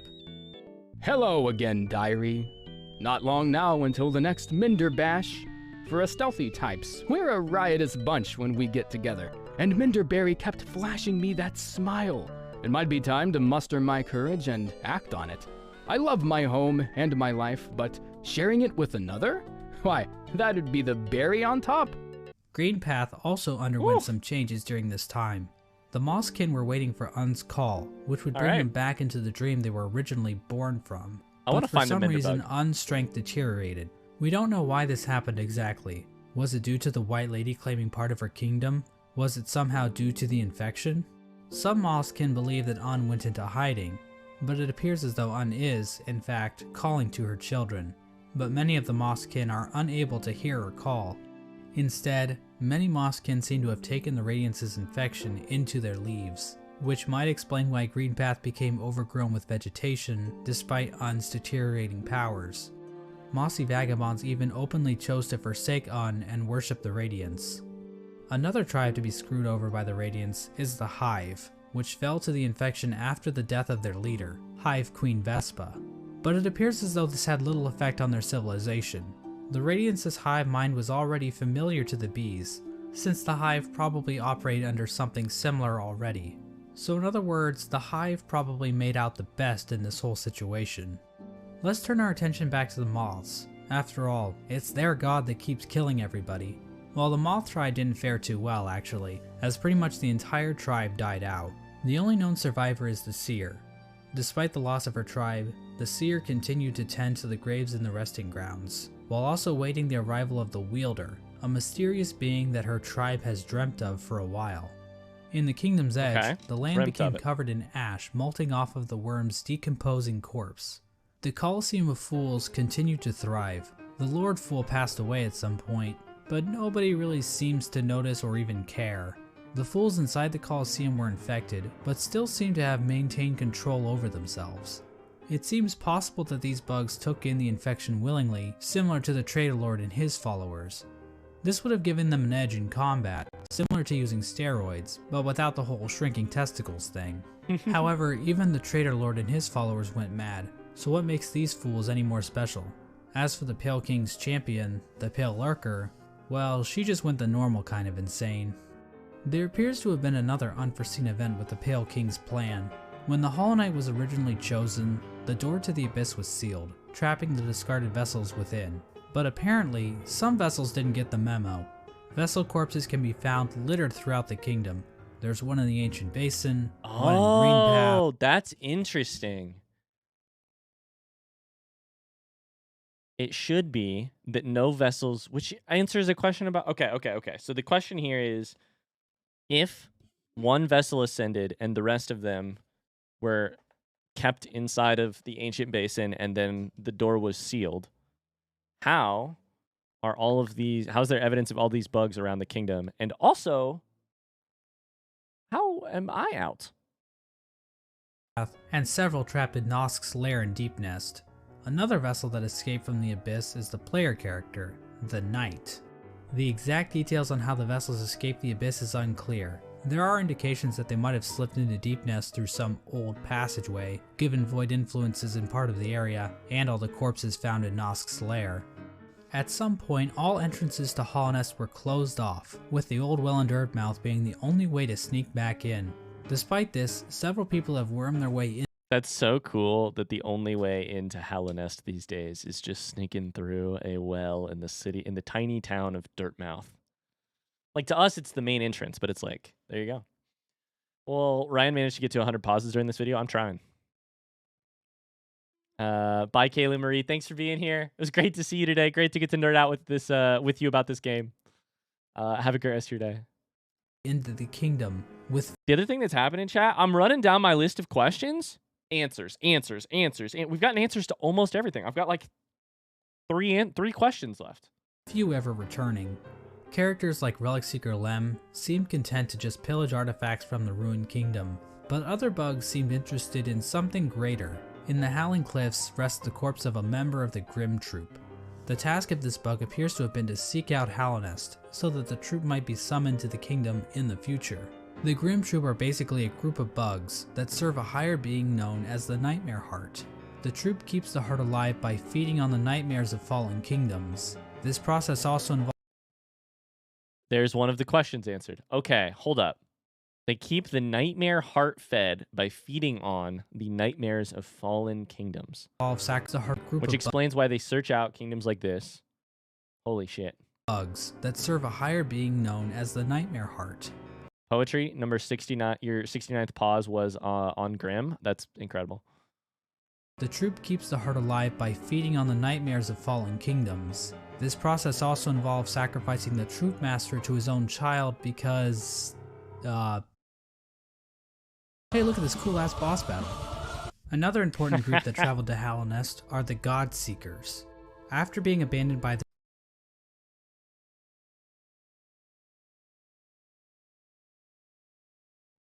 Another important group that traveled to Hallownest are the God Seekers. After being abandoned by their old gods, the gods of thunder and the gods of rain, these bugs left their home in the land of storms, seeking out a new god to worship. The God Seekers look to gods to save them from their own silent mind. I'm going to roll through this, by the way. I know this is lots of spoilers. I'm going to roll through this. I want the answers now. I want it now. I want the answers. While traveling through the wastelands, the God Seekers constructed devices called God Tuners, which helped them seek out new gods. Through this device, they were able to detect the lingering power of the Pale King and find their way to Hallownest. When they arrived, however, the God Seeker was forced into hibernation. She was encased in a strange sarcophagus-like cocoon, which was itself chained up with a lock. It's not clear how this forced hibernation worked, seeing as the cocoon appears to have been made by the God Seeker herself. As for who put the cocoon in chains, I think the most likely candidate is the Dung Defender, considering how the God Seeker's cocoon is found in the junk pit in the waterways, an area the Dung Defender has tasked himself with protecting. This was the general picture of Hallownest after the Hollow Knight was sealed inside the Temple of the Black Egg. I wonder if you unlock the... Yes or no front seat question, by the way. Yes or no? I wonder if you unlock the sarcophagus by beating one of the tests that we did in Godhome. Obviously, we've done so little Godhome, right? One of the tests with like all of the bosses back to back. I wonder if you have to beat one of those or if you have to beat all of them. Is that how you unlock the thing? What? So this thing is down in... I unlocked it already? Wait. So where'd the bug go? Did we wait? Did we already meet this bug? Okay, it has been a little bit. Sorry. It's been a little bit since I've done this. Did we already meet this bug? Constructed devices called God Tuners, which helped them seek out new gods. Through this device, they were able to detect the lingering power of the Pale King and find their way to Hallownest. When they arrived, however, the God Seeker was forced into hibernation. She was encased in a strange sarcophagus-like cocoon, which was itself chained up with a lock. Okay, we'll get to it in the future. It's not clear how this forced hibernation worked, seeing as the cocoon appears to have been made by the God Seeker herself. As for who put the cocoon in chains, found in the junk pit in the waterways, an area the Dung Defender has tasked himself with protecting. This was the general picture of Hallownest after the Hollow Knight was sealed inside the Temple of the Black Egg. The kingdom was stuck in a kind of stasis, with the Pale King civilization destroyed and the Radiants unable to break free from her chains. The Pale King was rebelling against nature, trying to keep his work standing indefinitely. The stasis over Hallownest held for an age. How long is that exactly? Well, we have no idea. As I'm sure you've noticed, there really isn't a timeline for anything that happens in this game. We also have no idea how long any of these bugs can actually live. Elderbug wasn't around to see the stagways open, but we know several other characters were, implying that Elderbug is probably one of the youngest characters in the whole game. Interesting. But this stasis over Hallownest wasn't going to last forever. At some point, the Radiance erupted out of the Hollow Knight, cracking its shell and releasing a loud and powerful roar.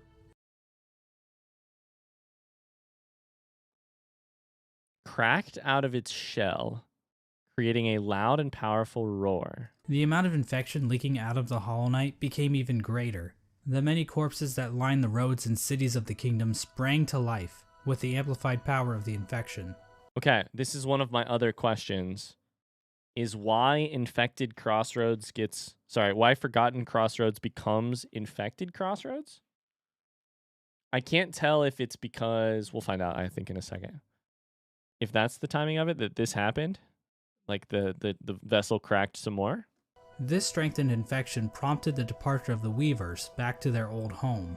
Now this old home might actually be Farloom, the kingdom in which Hollow Knight Silksong takes place. Ooh. But the amount of knowledge we have about Silksong right now is pathetic, so I'm not saying that's confirmed or anything. This is my first ever Silksong any information at all. What? We play as Hornet in a different kingdom? What? The departure of the Weavers back to their old home. Now this old home might actually be Farloom. Okay, I'm looking at the upper left at the UI. We have a mask. We have a different thing.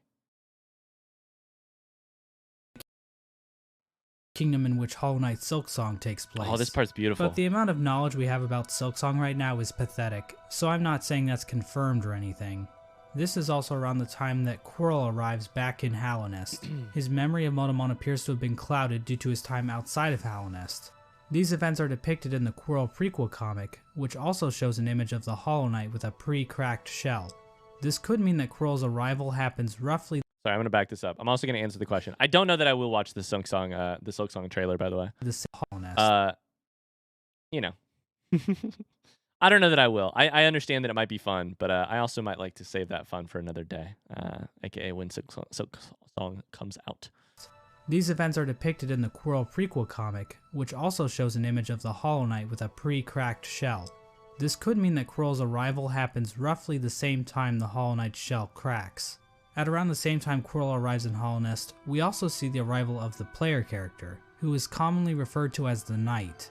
The Knight was one of the lucky vessels that was able to make its way out of the abyss.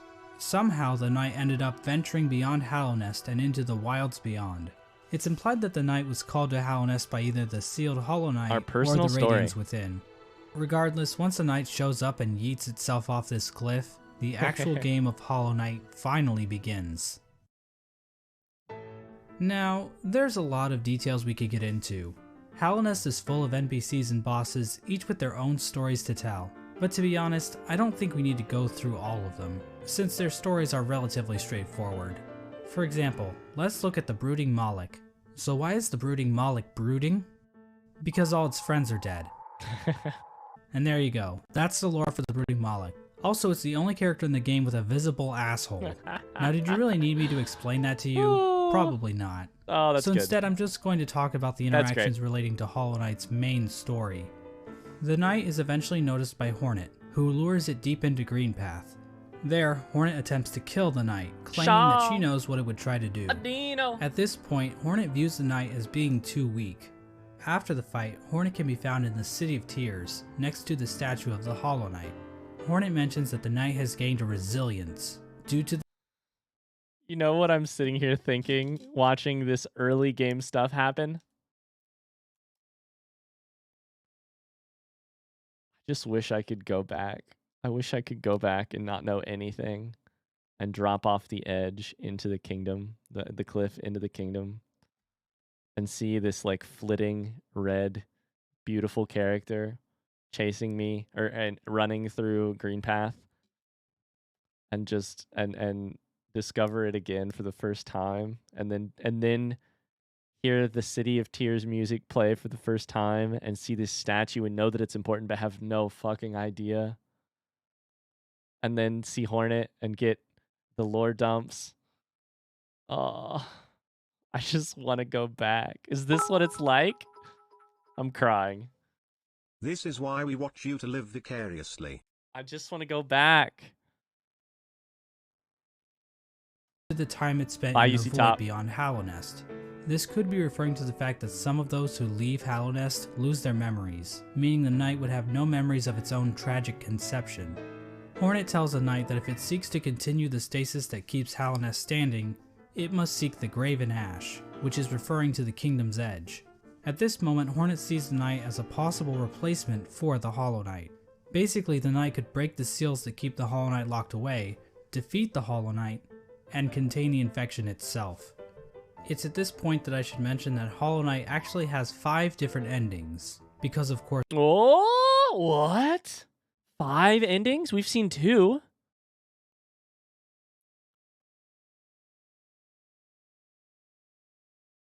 We've seen 2. We've seen defeat Radiance with the help of Hollow Knight and pull the Radiance out and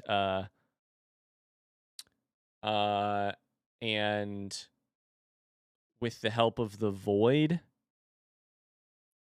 I think we've seen 2, right? I mean, I hope we've seen 2. I saw 2, right? Front seat. 2, correct? We see 2, and one of them was first time today. One of them was first thing today. If you didn't see that part of the stream, sorry, Ben. I don't know if you saw that. First thing today, we defeated Hollow Knight without dream nailing them. Hornet falls. We beat the shit out of Hollow Knight. So we watched that. That was one of the first things we did today on the VOD. Sorry. That's what we did. All right. Of course it would. I'm going to be explaining each of these endings in this video, as buddy. they each give us a different glimpse into the mechanics of Hollow Knight's world. Yes. Now, to get the easiest ending to Hollow Knight, Hornet's instructions to go to the Kingdom's Edge can be ignored completely. If the knight stumbles upon the resting grounds, the 3 dreamers will appear and cast the knight into the dream realm. There, Seer will... What? If you ignore the thing and you make it to the where? Dream can be ignored. Where is this? The easiest ending to Hollow Knight, Hornet's instructions to go to the Kingdom's Edge can be ignored completely. If the knight stumbles upon the resting grounds, the 3 resting grounds. Okay, sorry. 3 dreamers will appear and cast the knight into the dream realm. There, Seer will come to the knight's rescue and grant it the Dream Nail, a special blade that can tear the veil between the real world and the dream world. With the Dream Nail, the knight can venture to the resting places of the 3 dreamers, curb stomp their asses, and unlock the entrance to the Black Egg. It made it sound like we just ignore Hornet, we go there, we do this thing, and then the game's over. And I was like, wait, what? I understand. That was where we were first gifted the Dream Nail 4 months ago. But then we didn't do this part next. We did stuff in different orders. Got it. Inside the egg, the knight finds the Hollow Knight chained up, silently watching over it.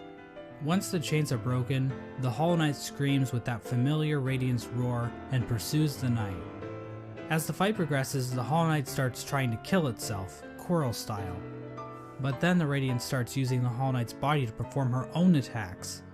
Once defeated, the Hollow Knight begins to... that's the lore of that. First off, the low blow of Quirrell style. God damn it, that hurts. Second off, the explanation for those attacks is, which is the thing I wondered at, which is, what is the stages of Hollow Knight's fight signify? And it is Radiance taking over to a larger and larger degree. To spew infection all over the place. The knight can then focus the infection into itself. This results in the first ending of the game, called Hollow Knight. In this ending, the knight usurps the Hollow Knight, prolonging the stasis over Hallownest.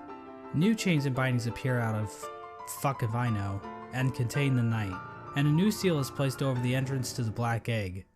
Now there is one giant question looming over this ending. Can the knight actually contain the infection indefinitely, or will the Radiance still manage to break free one day? Before we answer this question, let's look at some of the other events that can transpire while playing the game. If the player chooses to go to Kingdom's Edge, Hornet will challenge the knight one last time as a final test of strength. You can't get this ending now, actually. I have a guess on why that is. To me, it's got to be about the white fragment, right? Or the King Soul, right? / Void Heart. Just because Hornet is there now. Gotcha. Because we talked to Hornet and therefore... Because in that ending, you don't have... I feel like King Soul has to be related to one of these endings, though, right? Can the knight act... This ending, a seal goes over it, but it's not Hornet.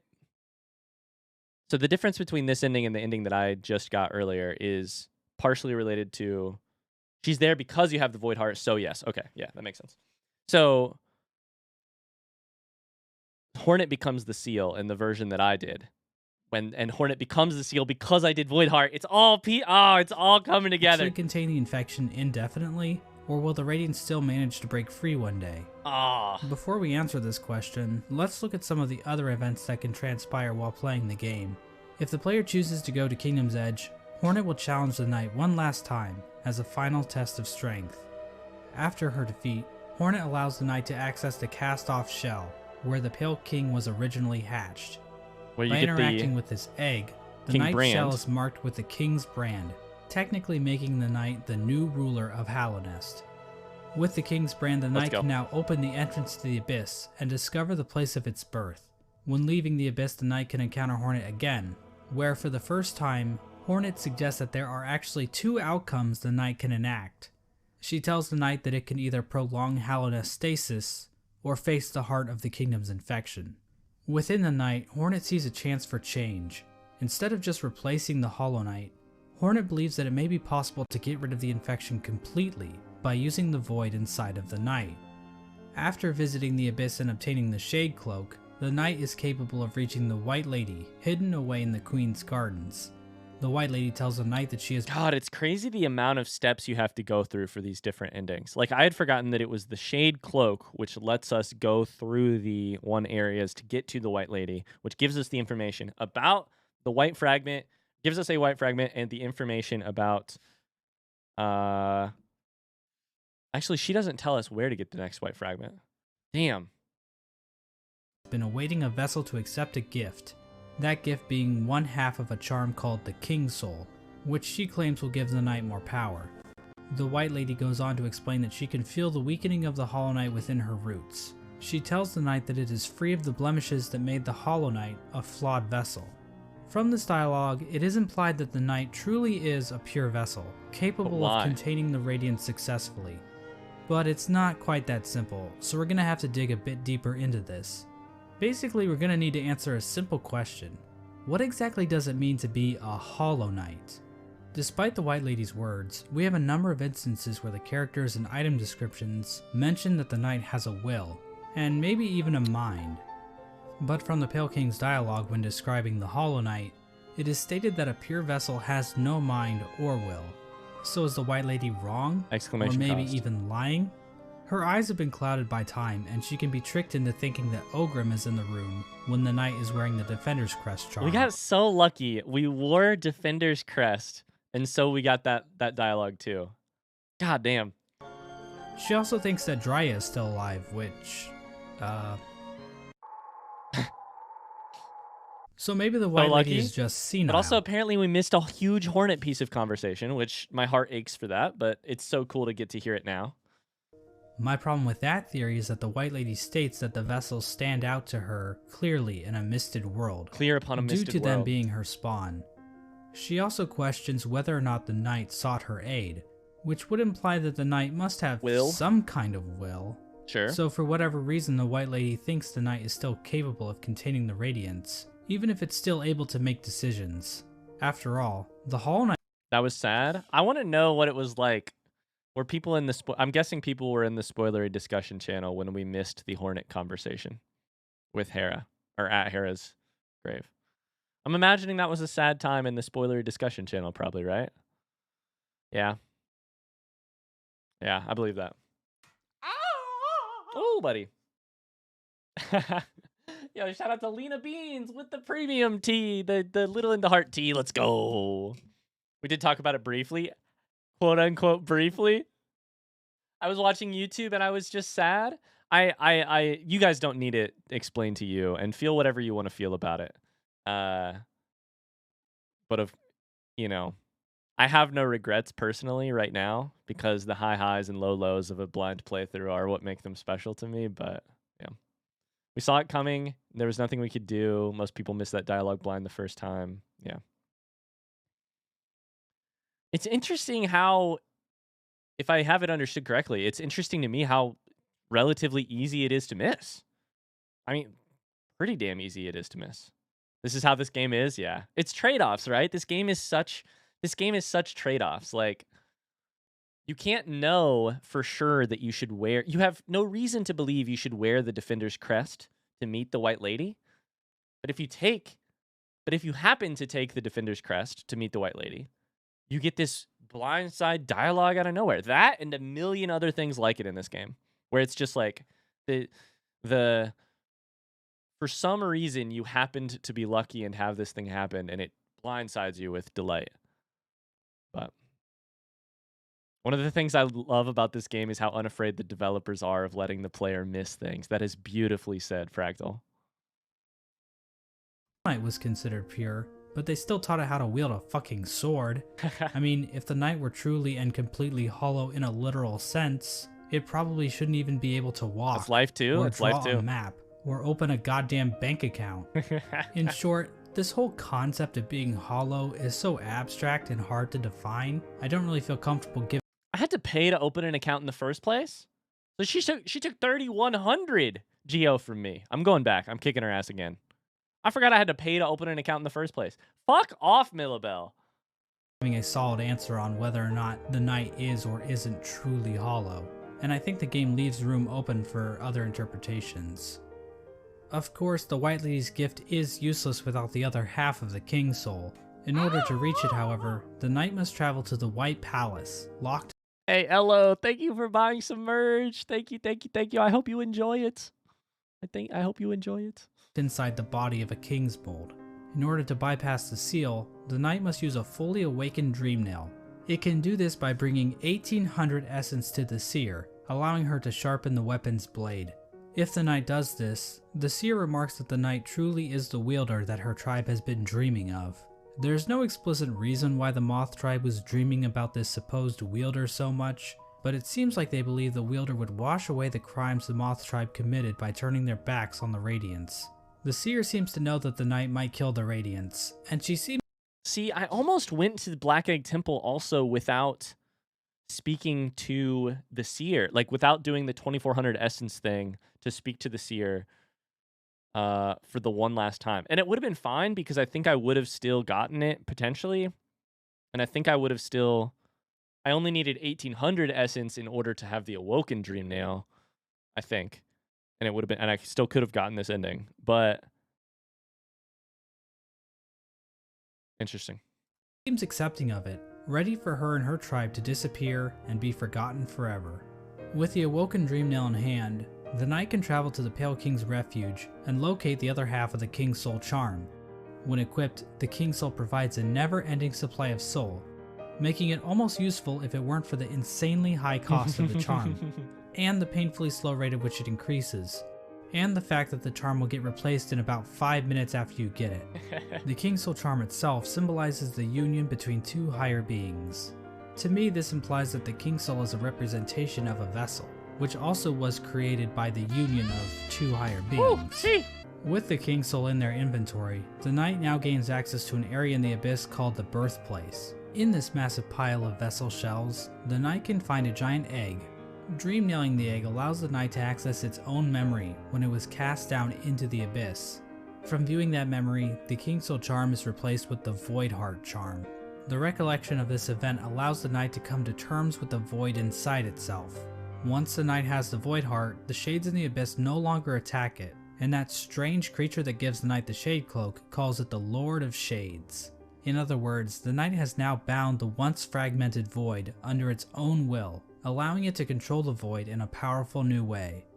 With the union of the void, the Pale King, and the White Lady, the knight has gained a strength before unseen. It is really my three parents. My three parents in this game are the White Lady, the King, and the Void. Two additional endings become. First kid says, wait, when did I get a subscription? Must have had it gifted at some point. Thanks, mysterious benefactor. Unlocked. Hornet will now be standing outside of the Black Egg, offering to help the knight should the opportunity arrive. Midway through the fight with the Hollow Knight, Hornet rushes into battle. Midway? More like 90. That was really creepy. Holy shit, that was really creepy. That was really creepy. Thank you, Anonymous, for buying the Shower Pizza t-shirts.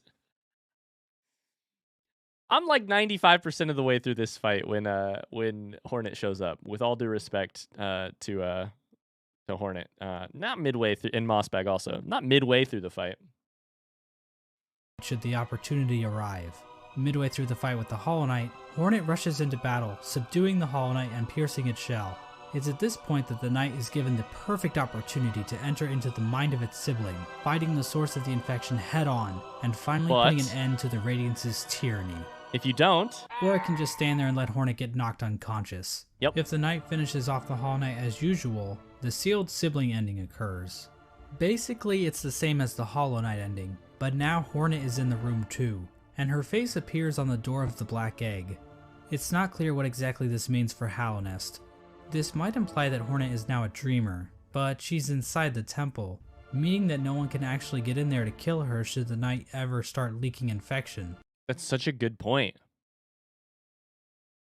Meaning, oh, that's why it's a very... That would indicate it's a very imperfect ending. A very imperfect ending.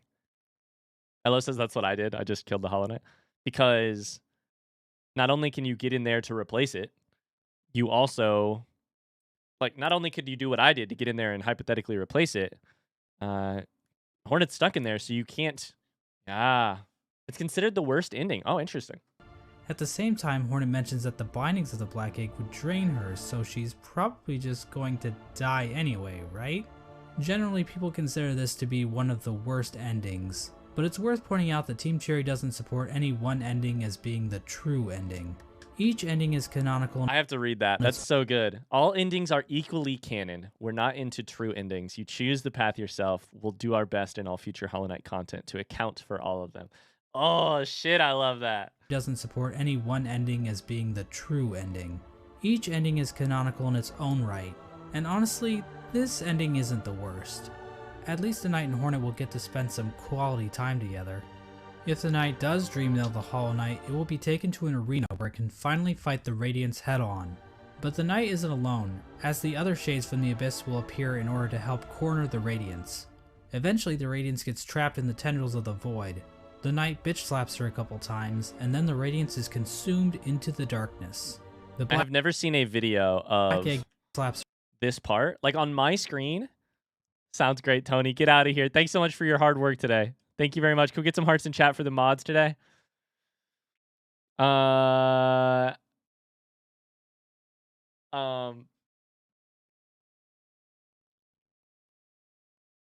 Tony. Thank you for your help. I have never seen a video of this next part that looks at all okay with the bitrate. I know that like you guys are going to see it through my bitrate, so it's going to look bad regardless, but it also looks bad on my screen. This part right her a couple times, here. And then the Radiance is consumed into the darkness. The Black Egg then appears to turn to shadows and the Void seeps down into the ground. Hornet awakens to find the Knight's broken shell lying on the floor. We get one final shot of the Shades in the Abyss going to rest, and the game is over. This ending is called the Dream No More ending. The Radiance is gone, and Hallownest is finally free from her infection. So that's... okay, so the way mossbag says that is... Hallownest is free from the Radiance's infection. And here's the question. I believe that is 3 endings. One with Hornet inside the tomb, one with Hornet not inside the tomb, one where you kill the thing. If there's 5 endings, what the fuck could the other 2 endings be? Get ready for spoilers? I'm so ready. What the fuck could the other 2 endings be? I bet it has to do with Godhome, but I don't know other than that. Now I think it's fair to ask a few questions about how the Dream No More ending comes about. When the Hollow Knight was initially chosen to become the pure vessel, the Abyss was sealed up and the rest of the vessels were left to rot away. But somehow vessels ended up outside of the Abyss, and then one of those vessels was used to replace the Hollow Knight. Exactly how much of this operation was planned, if at all? The White Lady was waiting for a vessel. Did she have any communication with Hornet? Hornet was guarding the Kingsbrand, the only way for a vessel to enter the Abyss. How did she know it was necessary to guard the Kingsbrand from weaker vessels? Hell, if the vessels did escape the Abyss by themselves, wouldn't it be pointless to guard the Kingsbrand, since the vessels could just creep back into the Abyss the same way? I'm not going to provide any good answers to these questions, because God forbid I answer Ryan, your mouse? Sorry. anything in this entire video. Wait, where's the Deep Nest boss? Seriously, what the fuck? Bad game design. Why is Un's strength decreasing? Why are we here just to suffer? But I do want to point out that no plans to actually produce the Dream No More ending are explicitly stated in-game. so we can only speculate as to whether or not the White Lady or Hornet, or maybe even the Pale King, knew that they could defeat the Radiants by creating a Lord of Shades like the Knight. Regardless, the next two endings were definitely not planned. In fact, the last two endings that were added in the Godmaster update almost feel out of place. The Godseekers basically hijack everything to the point where you don't even have to enter the Temple of the Black Egg to beat the game. That's like beating Mario Bros without ever seeing Bowser. But on the other hand, the Godmaster endings basically reinforce that Hallownest does not exist in a vacuum, which can help the world of Hollow Knight feel more real. Because what else is reality but just a bunch of random chaotic stuff happening all the time? If the Knight finds the Godseeker in the Junk Pit, it will be able to enter her mind and refight all the bosses in the game. This is part of the Godseeker. That screen. I'm not backing up, but whew. If you ever get either of these endings, I will gift 25 subs. That's super kind of you, Pineapple. That's super kind of you. I don't know if you've seen my most recent YouTube video, but I lost $700 the other day, so I'm gonna need to do that ASAP. I'm sure I got it like tomorrow or something. Seeker's ritual. They basically attune to the resonance of gods through ritual combat. This allows them to ascend their minds higher, and eventually, through the use of godly focus, achieve communication with the god sleeping in Hallownest's heart, the Radiance. The god sleeping in Hallownest's heart you can basically ascend to by defeating ritual, by going through ritual combat. You ascend your mind to the point where you can communicate with Radiance. Woo! I know what you're thinking. That's a pretty convoluted little religious practice they have going on here. What's next? Are they going to start measuring the Knight's Theon levels? It's pretty complicated, but the point is, these Godseekers have some serious capabilities to fuck things up in Hallownest, as we're about to see. As the Knight makes it further and further through the four pantheons, the Godseekers get closer and closer to making contact with the Radiance, locked away inside the Hollow Knight. At the end of the fourth pantheon, the Radiance makes herself aware in this strange reunion cutscene between the vessels. But she isn't the only one to make an appearance. The Void itself appears to go on the attack, rising up to meet the Radiance's call. It's at this point that the final challenge, the Pantheon of Hallownest, becomes available. The Godseeker finally acknowledges. Okay. So hold up. Let me walk this through. Holy shit. So we need to do the boss things, the pantheons, the boss things where you do 4 bosses in a like 10, some number of bosses in a row, back to back to back. We do that 4 times. It's so hard, Ryan. It's so hard. We do that 4 times, and then we unlock what just happened, and then we unlock something new after that. It's absurdly difficult. I'm never doing that shit. It's so hard. I know what you're thinking. That's a pretty convoluted little religious practice they have going on here. What's next? Are they going to start measuring the Knight's Theon levels? It's pretty complicated, but the point is, these Godseekers have some serious capabilities to fuck things up in Hallownest, as we're about to see. As the Knight makes it further and further through the 4 pantheons, the Godseekers get closer and closer to making contact with the Radiance, locked away inside the Hollow Knight. At the end of the 4th pantheon, the Radiance makes herself aware in this strange reunion cutscene between the vessels. But she isn't the only one to make an appearance. The Void itself appears to go on the attack, rising up to meet the Radiance's call. It's at this point Eclipso says, I'm a believer. That the final challenge, the Pantheon of Hallownest. The final challenge, the Pantheon of Hallownest. This is P5, is what you guys are saying? P5? Becomes available. The Godseeker finally acknowledges the Knight as being more than just a simple cringer, and they begin to watch the Knight more intently. After defeating like a bazillion bosses in the final Pantheon, the Knight finally comes face to face with the Absolute Radiance.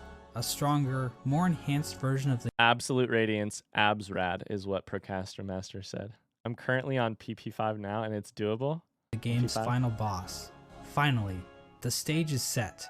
After roughly 40 minutes of intense agony and tedious boss battles, the Knight has finally reached the ultimate enemy responsible for the destruction of Hallownest. Truly, this will be a battle for the ages. But first, let's check in on our old pal Menderbug. As it turns out, he's still alive. Okay, so here's my question. In what we have encountered so far, that they have described. We have not encountered one of the endings of... We've still only encountered 3 endings, right? You have to be Absrad you have to be Absolute Radiance to get one of the endings. When the knight arrives in Hallownest, and he's still fulfilling his duty after all this time. Let's take one last look at his diary. My lovely diary. Someone's gone and broke my favorite sign, right there at the top of the crossroads. It keeps happening too, but you know, I just can't get mad about it. I should be thanking them, really. More chances to fix that beautiful, complex sign. And I've stocked up on spare parts. It was me. I did it. I broke it. It'll ever stay broken for long. Unfortunately, the only way to ever read the Menderbug's diary is to kill him in cold blood.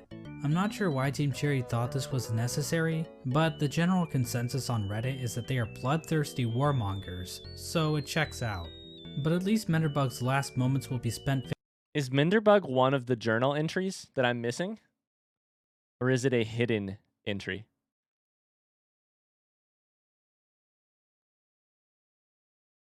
Hidden? Shh. That's good at least. Fixing one of his favorite signs in the Forgotten Crossroads.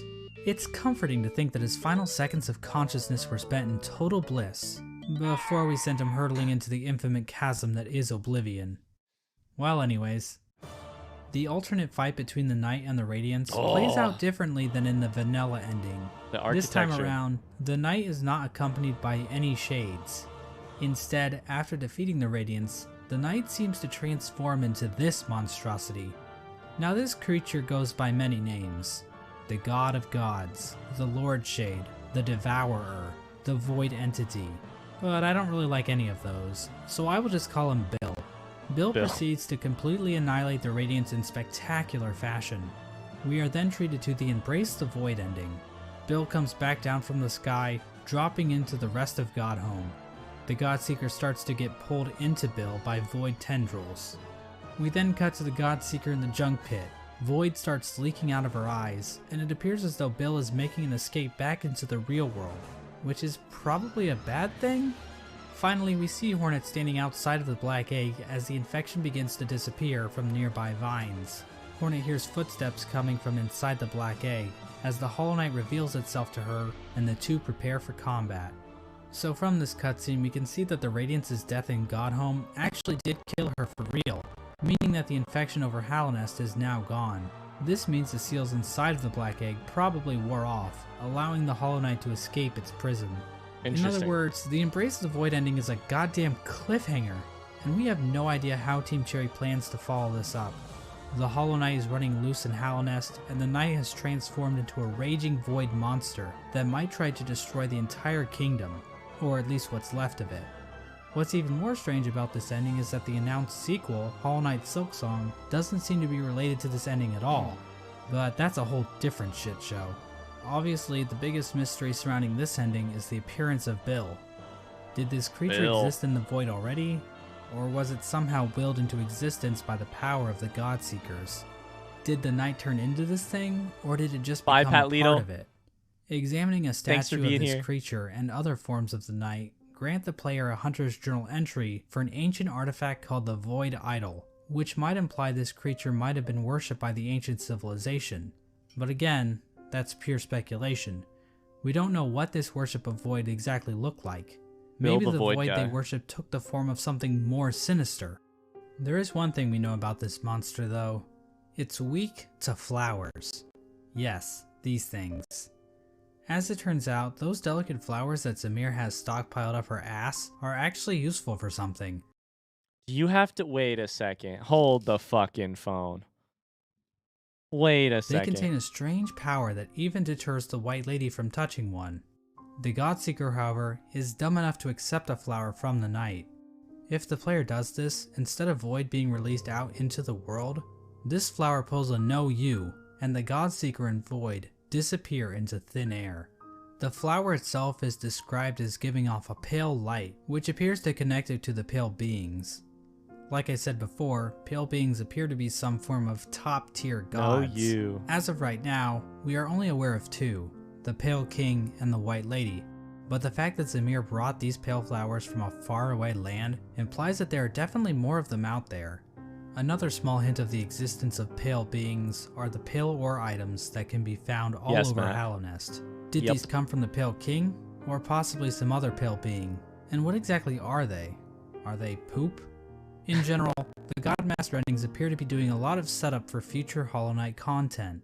Like I said before, Hollow Knight Silksong doesn't seem to connect to these events on the surface, so we are in a bit of a bind when trying to discuss what these endings actually mean for the greater narrative Team Cherry is building.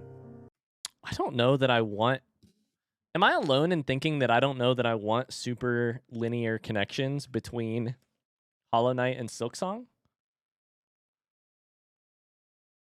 I always want more lore, but I don't know that I want super linear, clear... The best of Hollow Knight is when it's obscure as fuck. It's so good when it's some sprinkle in like a hint, sprinkle in a connection that's very loose, and sign me the fuck up for Silksong. You know? Give me the possibility of connection. Pure Vanilla, you said it's so good. Give me the possibility of connection. Let my brain run wild. Let's go. You know? There's definitely a lot Give me a wink or two to Hollow Knight, yes. more to consider about what the pale beings are and what properties they possess. And we also have plenty of questions surrounding the Void and how bugs have interacted with it in the past. It almost feels like we're looking through a keyhole, trying to grasp onto the totality of Team Cherry's creation. How powerful are creatures like Bill and the worms? Where did things like the Void even come from Bill to and the begin worms. with? How much bigger is the world beyond Hallownest? Is Bardoon into butt stuff? But of course, that's the appeal of a game like Hollow Knight. Having all of the answers. Oh, what? One more time. Of course, the answer is yes. The answer is yes. You've heard the noise that he makes. With. How much bigger is the world beyond Hallownest? Is Bardoon into butt stuff? Yeah. But of course, that's the appeal of a game like Hollow Knight. Having all of the answers to every question would just ruin the mystery of the world. Plus, if we didn't have questions like this to waste our time on, then what else would we be doing with our lives? Go outside? Ugh. And so this video comes to an end. Now I know the average attention span of a YouTube viewer is 9 minutes, so let me leave you with a few takeaways. 1. Hollow Knight is a game about bugs. I know this may come as a shock, but it's true. The Radiance butt plug is from Bardoon. Weird guy, this is now lore inside of my head. The Radiance butt plug belongs to Bardoon. 100%. 100%. Watch the video again, and this time, pay attention. You'll notice right away, I promise. 2. Murdering your own babies might not be such a good idea after all. I mean, this is obviously just my interpretation of the game's lore. Other people might have different views on the subject of murdering babies, and every opinion is valid, so I don't want to step on anyone's toes or anything. 3. Menderbug is fucking dead. 4. Nothing is certain. This video probably has a few flaws in it. Trying to construct a cohesive narrative with the information found in Hollow Knight isn't exactly straightforward. I'm sure my views will change in the future, and I encourage you to explore the lore yourself. 5. And this last point is fairly obvious, but I should mention it anyway. Cory in the House is the best anime. We haven't even seen... Was Zote not mentioned one single time during this video? Oh my god, it's crazy. Incredible. Oh my god. Wow! What a video. Wow. How was it? Oh, so good. I have answers to so many of my questions. So quickly I got answers to so many of my questions. Shout out to Mossbag though for an incredible video. Holy cow. And there's more if we want. And I think we might have to at some point. So many things were not mentioned. Yeah, Nail Masters, Zelda. The sheer, I cannot believe we got like 5 minutes. We got probably 15 minutes in, and I realized, oh my god, this video is going to have to leave out so much. Because there's no chance you could fit all of it into an hour and 15 and even touch on. I accidentally turned on loop earlier. Oops. And even touch on characters like Nail Masters, you know. Damn. Bretta, Zote. Wow. Okay, so I'm gonna walk you guys through it. This ought to be fun, right? I have all these questions in my notebook, and I've got answers for almost all of them. What's in Black Egg Temple? We found that out a couple days ago, but it's the Hollow Knight, the vessel. Why is the infection spreading? Because the vessel is cracking. Because the vessel was not pure. Can we escape, and should we? Plenty of people escape. Hallownest is not a sealed container. People come and go from other kingdoms all of the time. One of these only ways in is through the well in Dirtmouth, but yeah. I think I wrote that as an answer to should we escape as part of the ending? And the answer is no. There's no escape ending. What exactly does higher being mean? We got that pretty much answered here, but it's a thinking being with more than just a normal bug. Who is Hornet? Hornet is the daughter, the gendered child, the daughter of the king and Hera, my half sister. Yeah, that's Hornet. Who decided to protect Hallownest? Was it just the Dreamers? Was it the Hollow Knight? It was the Dreamers, the Hollow Knight, and the King, and potentially more people helping out, but all of them together. And yeah, are we kept in, or is something kept out? Not really either. I mean, like parts of Hallownest are like sealed off from other parts to try and keep the infection out, but why is the City of Tears closed off from the fungal waste? Because of the infection. What is the role of the gods? I think I need to go to Godhome more soon, but we know what the role of Radiance is. That's for damn sure, and we might need to go to Godhome to figure out the most of that. Just got background. Are you wrapping up? How's it gone? Are you giving your interpretation of everything? Yeah, I'm basically recapping some mossbag stuff and saying how happy I am with it. Who is the white lady exactly? The worm, the gendered child. We have answers to all of those. The original worm is the thing that birthed the king. The white lady is my mom. Where do spirits go when you dream nail them? That actually I don't know. But I think probably the answer is like out of existence. Ben, thank you for the sub. Thank you very much. Uptime, we've been live for 6 hours and 15 minutes at this point. Holy shit. Who are my parents? Hey, answered. Who's the worm? Answered. Who did we see with the king at the birthplace when we were doing the climb out? Who did we see with the king at the birthplace? It wasn't my mother and the king. It was the king and the Hollow Knight, the one who ascended first, the winner of the sperm race. Here's the questions that I still got.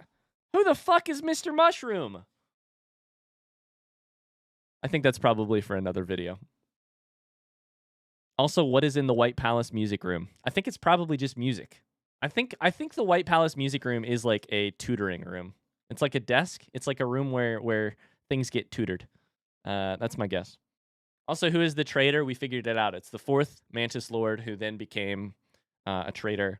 Their daughter is the one who was in love with the Grey Mourner. Oh my god. Goodbye, Matt. Get out of here. I'm going to get out of here in just a second, too. The end of Hollow Knight. What a sheer pleasure this stream has been. Thank you for every moment of it. Are we done with Hollow Knight? I don't know. That's a good question, isn't it? Are we done with Hollow Knight? We could be. I don't know. If you guys are interested in us being done with Hollow Knight, I guess we could be. No, we're not fucking done with Hollow Knight. No. No, we're not done with Hollow Knight. We're back. We're back probably like ASAP to try and do some 112% stuff, some Pantheon, some Godhome, some Path of Pain. We've got more Zote to kill, another white defender to beat. We've got another gray flower to deliver. We've got a Minder bug to find. We've got a journal to finish. Oh my God, have we got more Hollow Knight to play? And of course, I'm not done. I don't know what the future of this series looks like. I don't know how often we'll stream it. I don't know when we'll stream it next. Even today is a special Hollow Knight stream in one way, which is I don't know when our next stream will be. Normally, I'm ending these streams saying, "Hey, this is when we're playing Hollow Knight next." I don't know when it'll be. It might be a week. It might be a couple days. Once a week, twice, maybe. I don't know. The answer is I don't know. But I will tell you. As soon as I know. So the place to keep up to date is Discord and Twitter. We will be back, and I don't know when it will be. Hi, Brujo. The last thing I have to say is just this. Oh! The last thing I have to say is just this. Somebody bought the Stellar Tea. I love it. Hell yes. Thank you, whoever that was, if they're here right now. More importantly, what game is filling Hollow Knight's slot? I also can't tell you the answer to that, actually. Can't tell you the answer to that. Nothing over the weekend. I'll let you know what the schedule is for Monday in the Discord, though. The last thing I want to say is this. Hollow Knight has been a gaming experience I'm not sure I will ever be able to replicate. It's up there, tied with first probably for my favorite game ever. Shout out to Outer Wilds.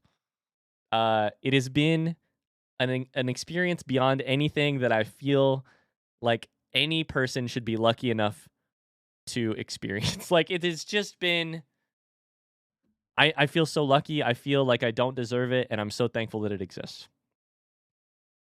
Our playthrough of Hollow Knight has been even better than that, and that is because of you beautiful people of the internet hanging out with us.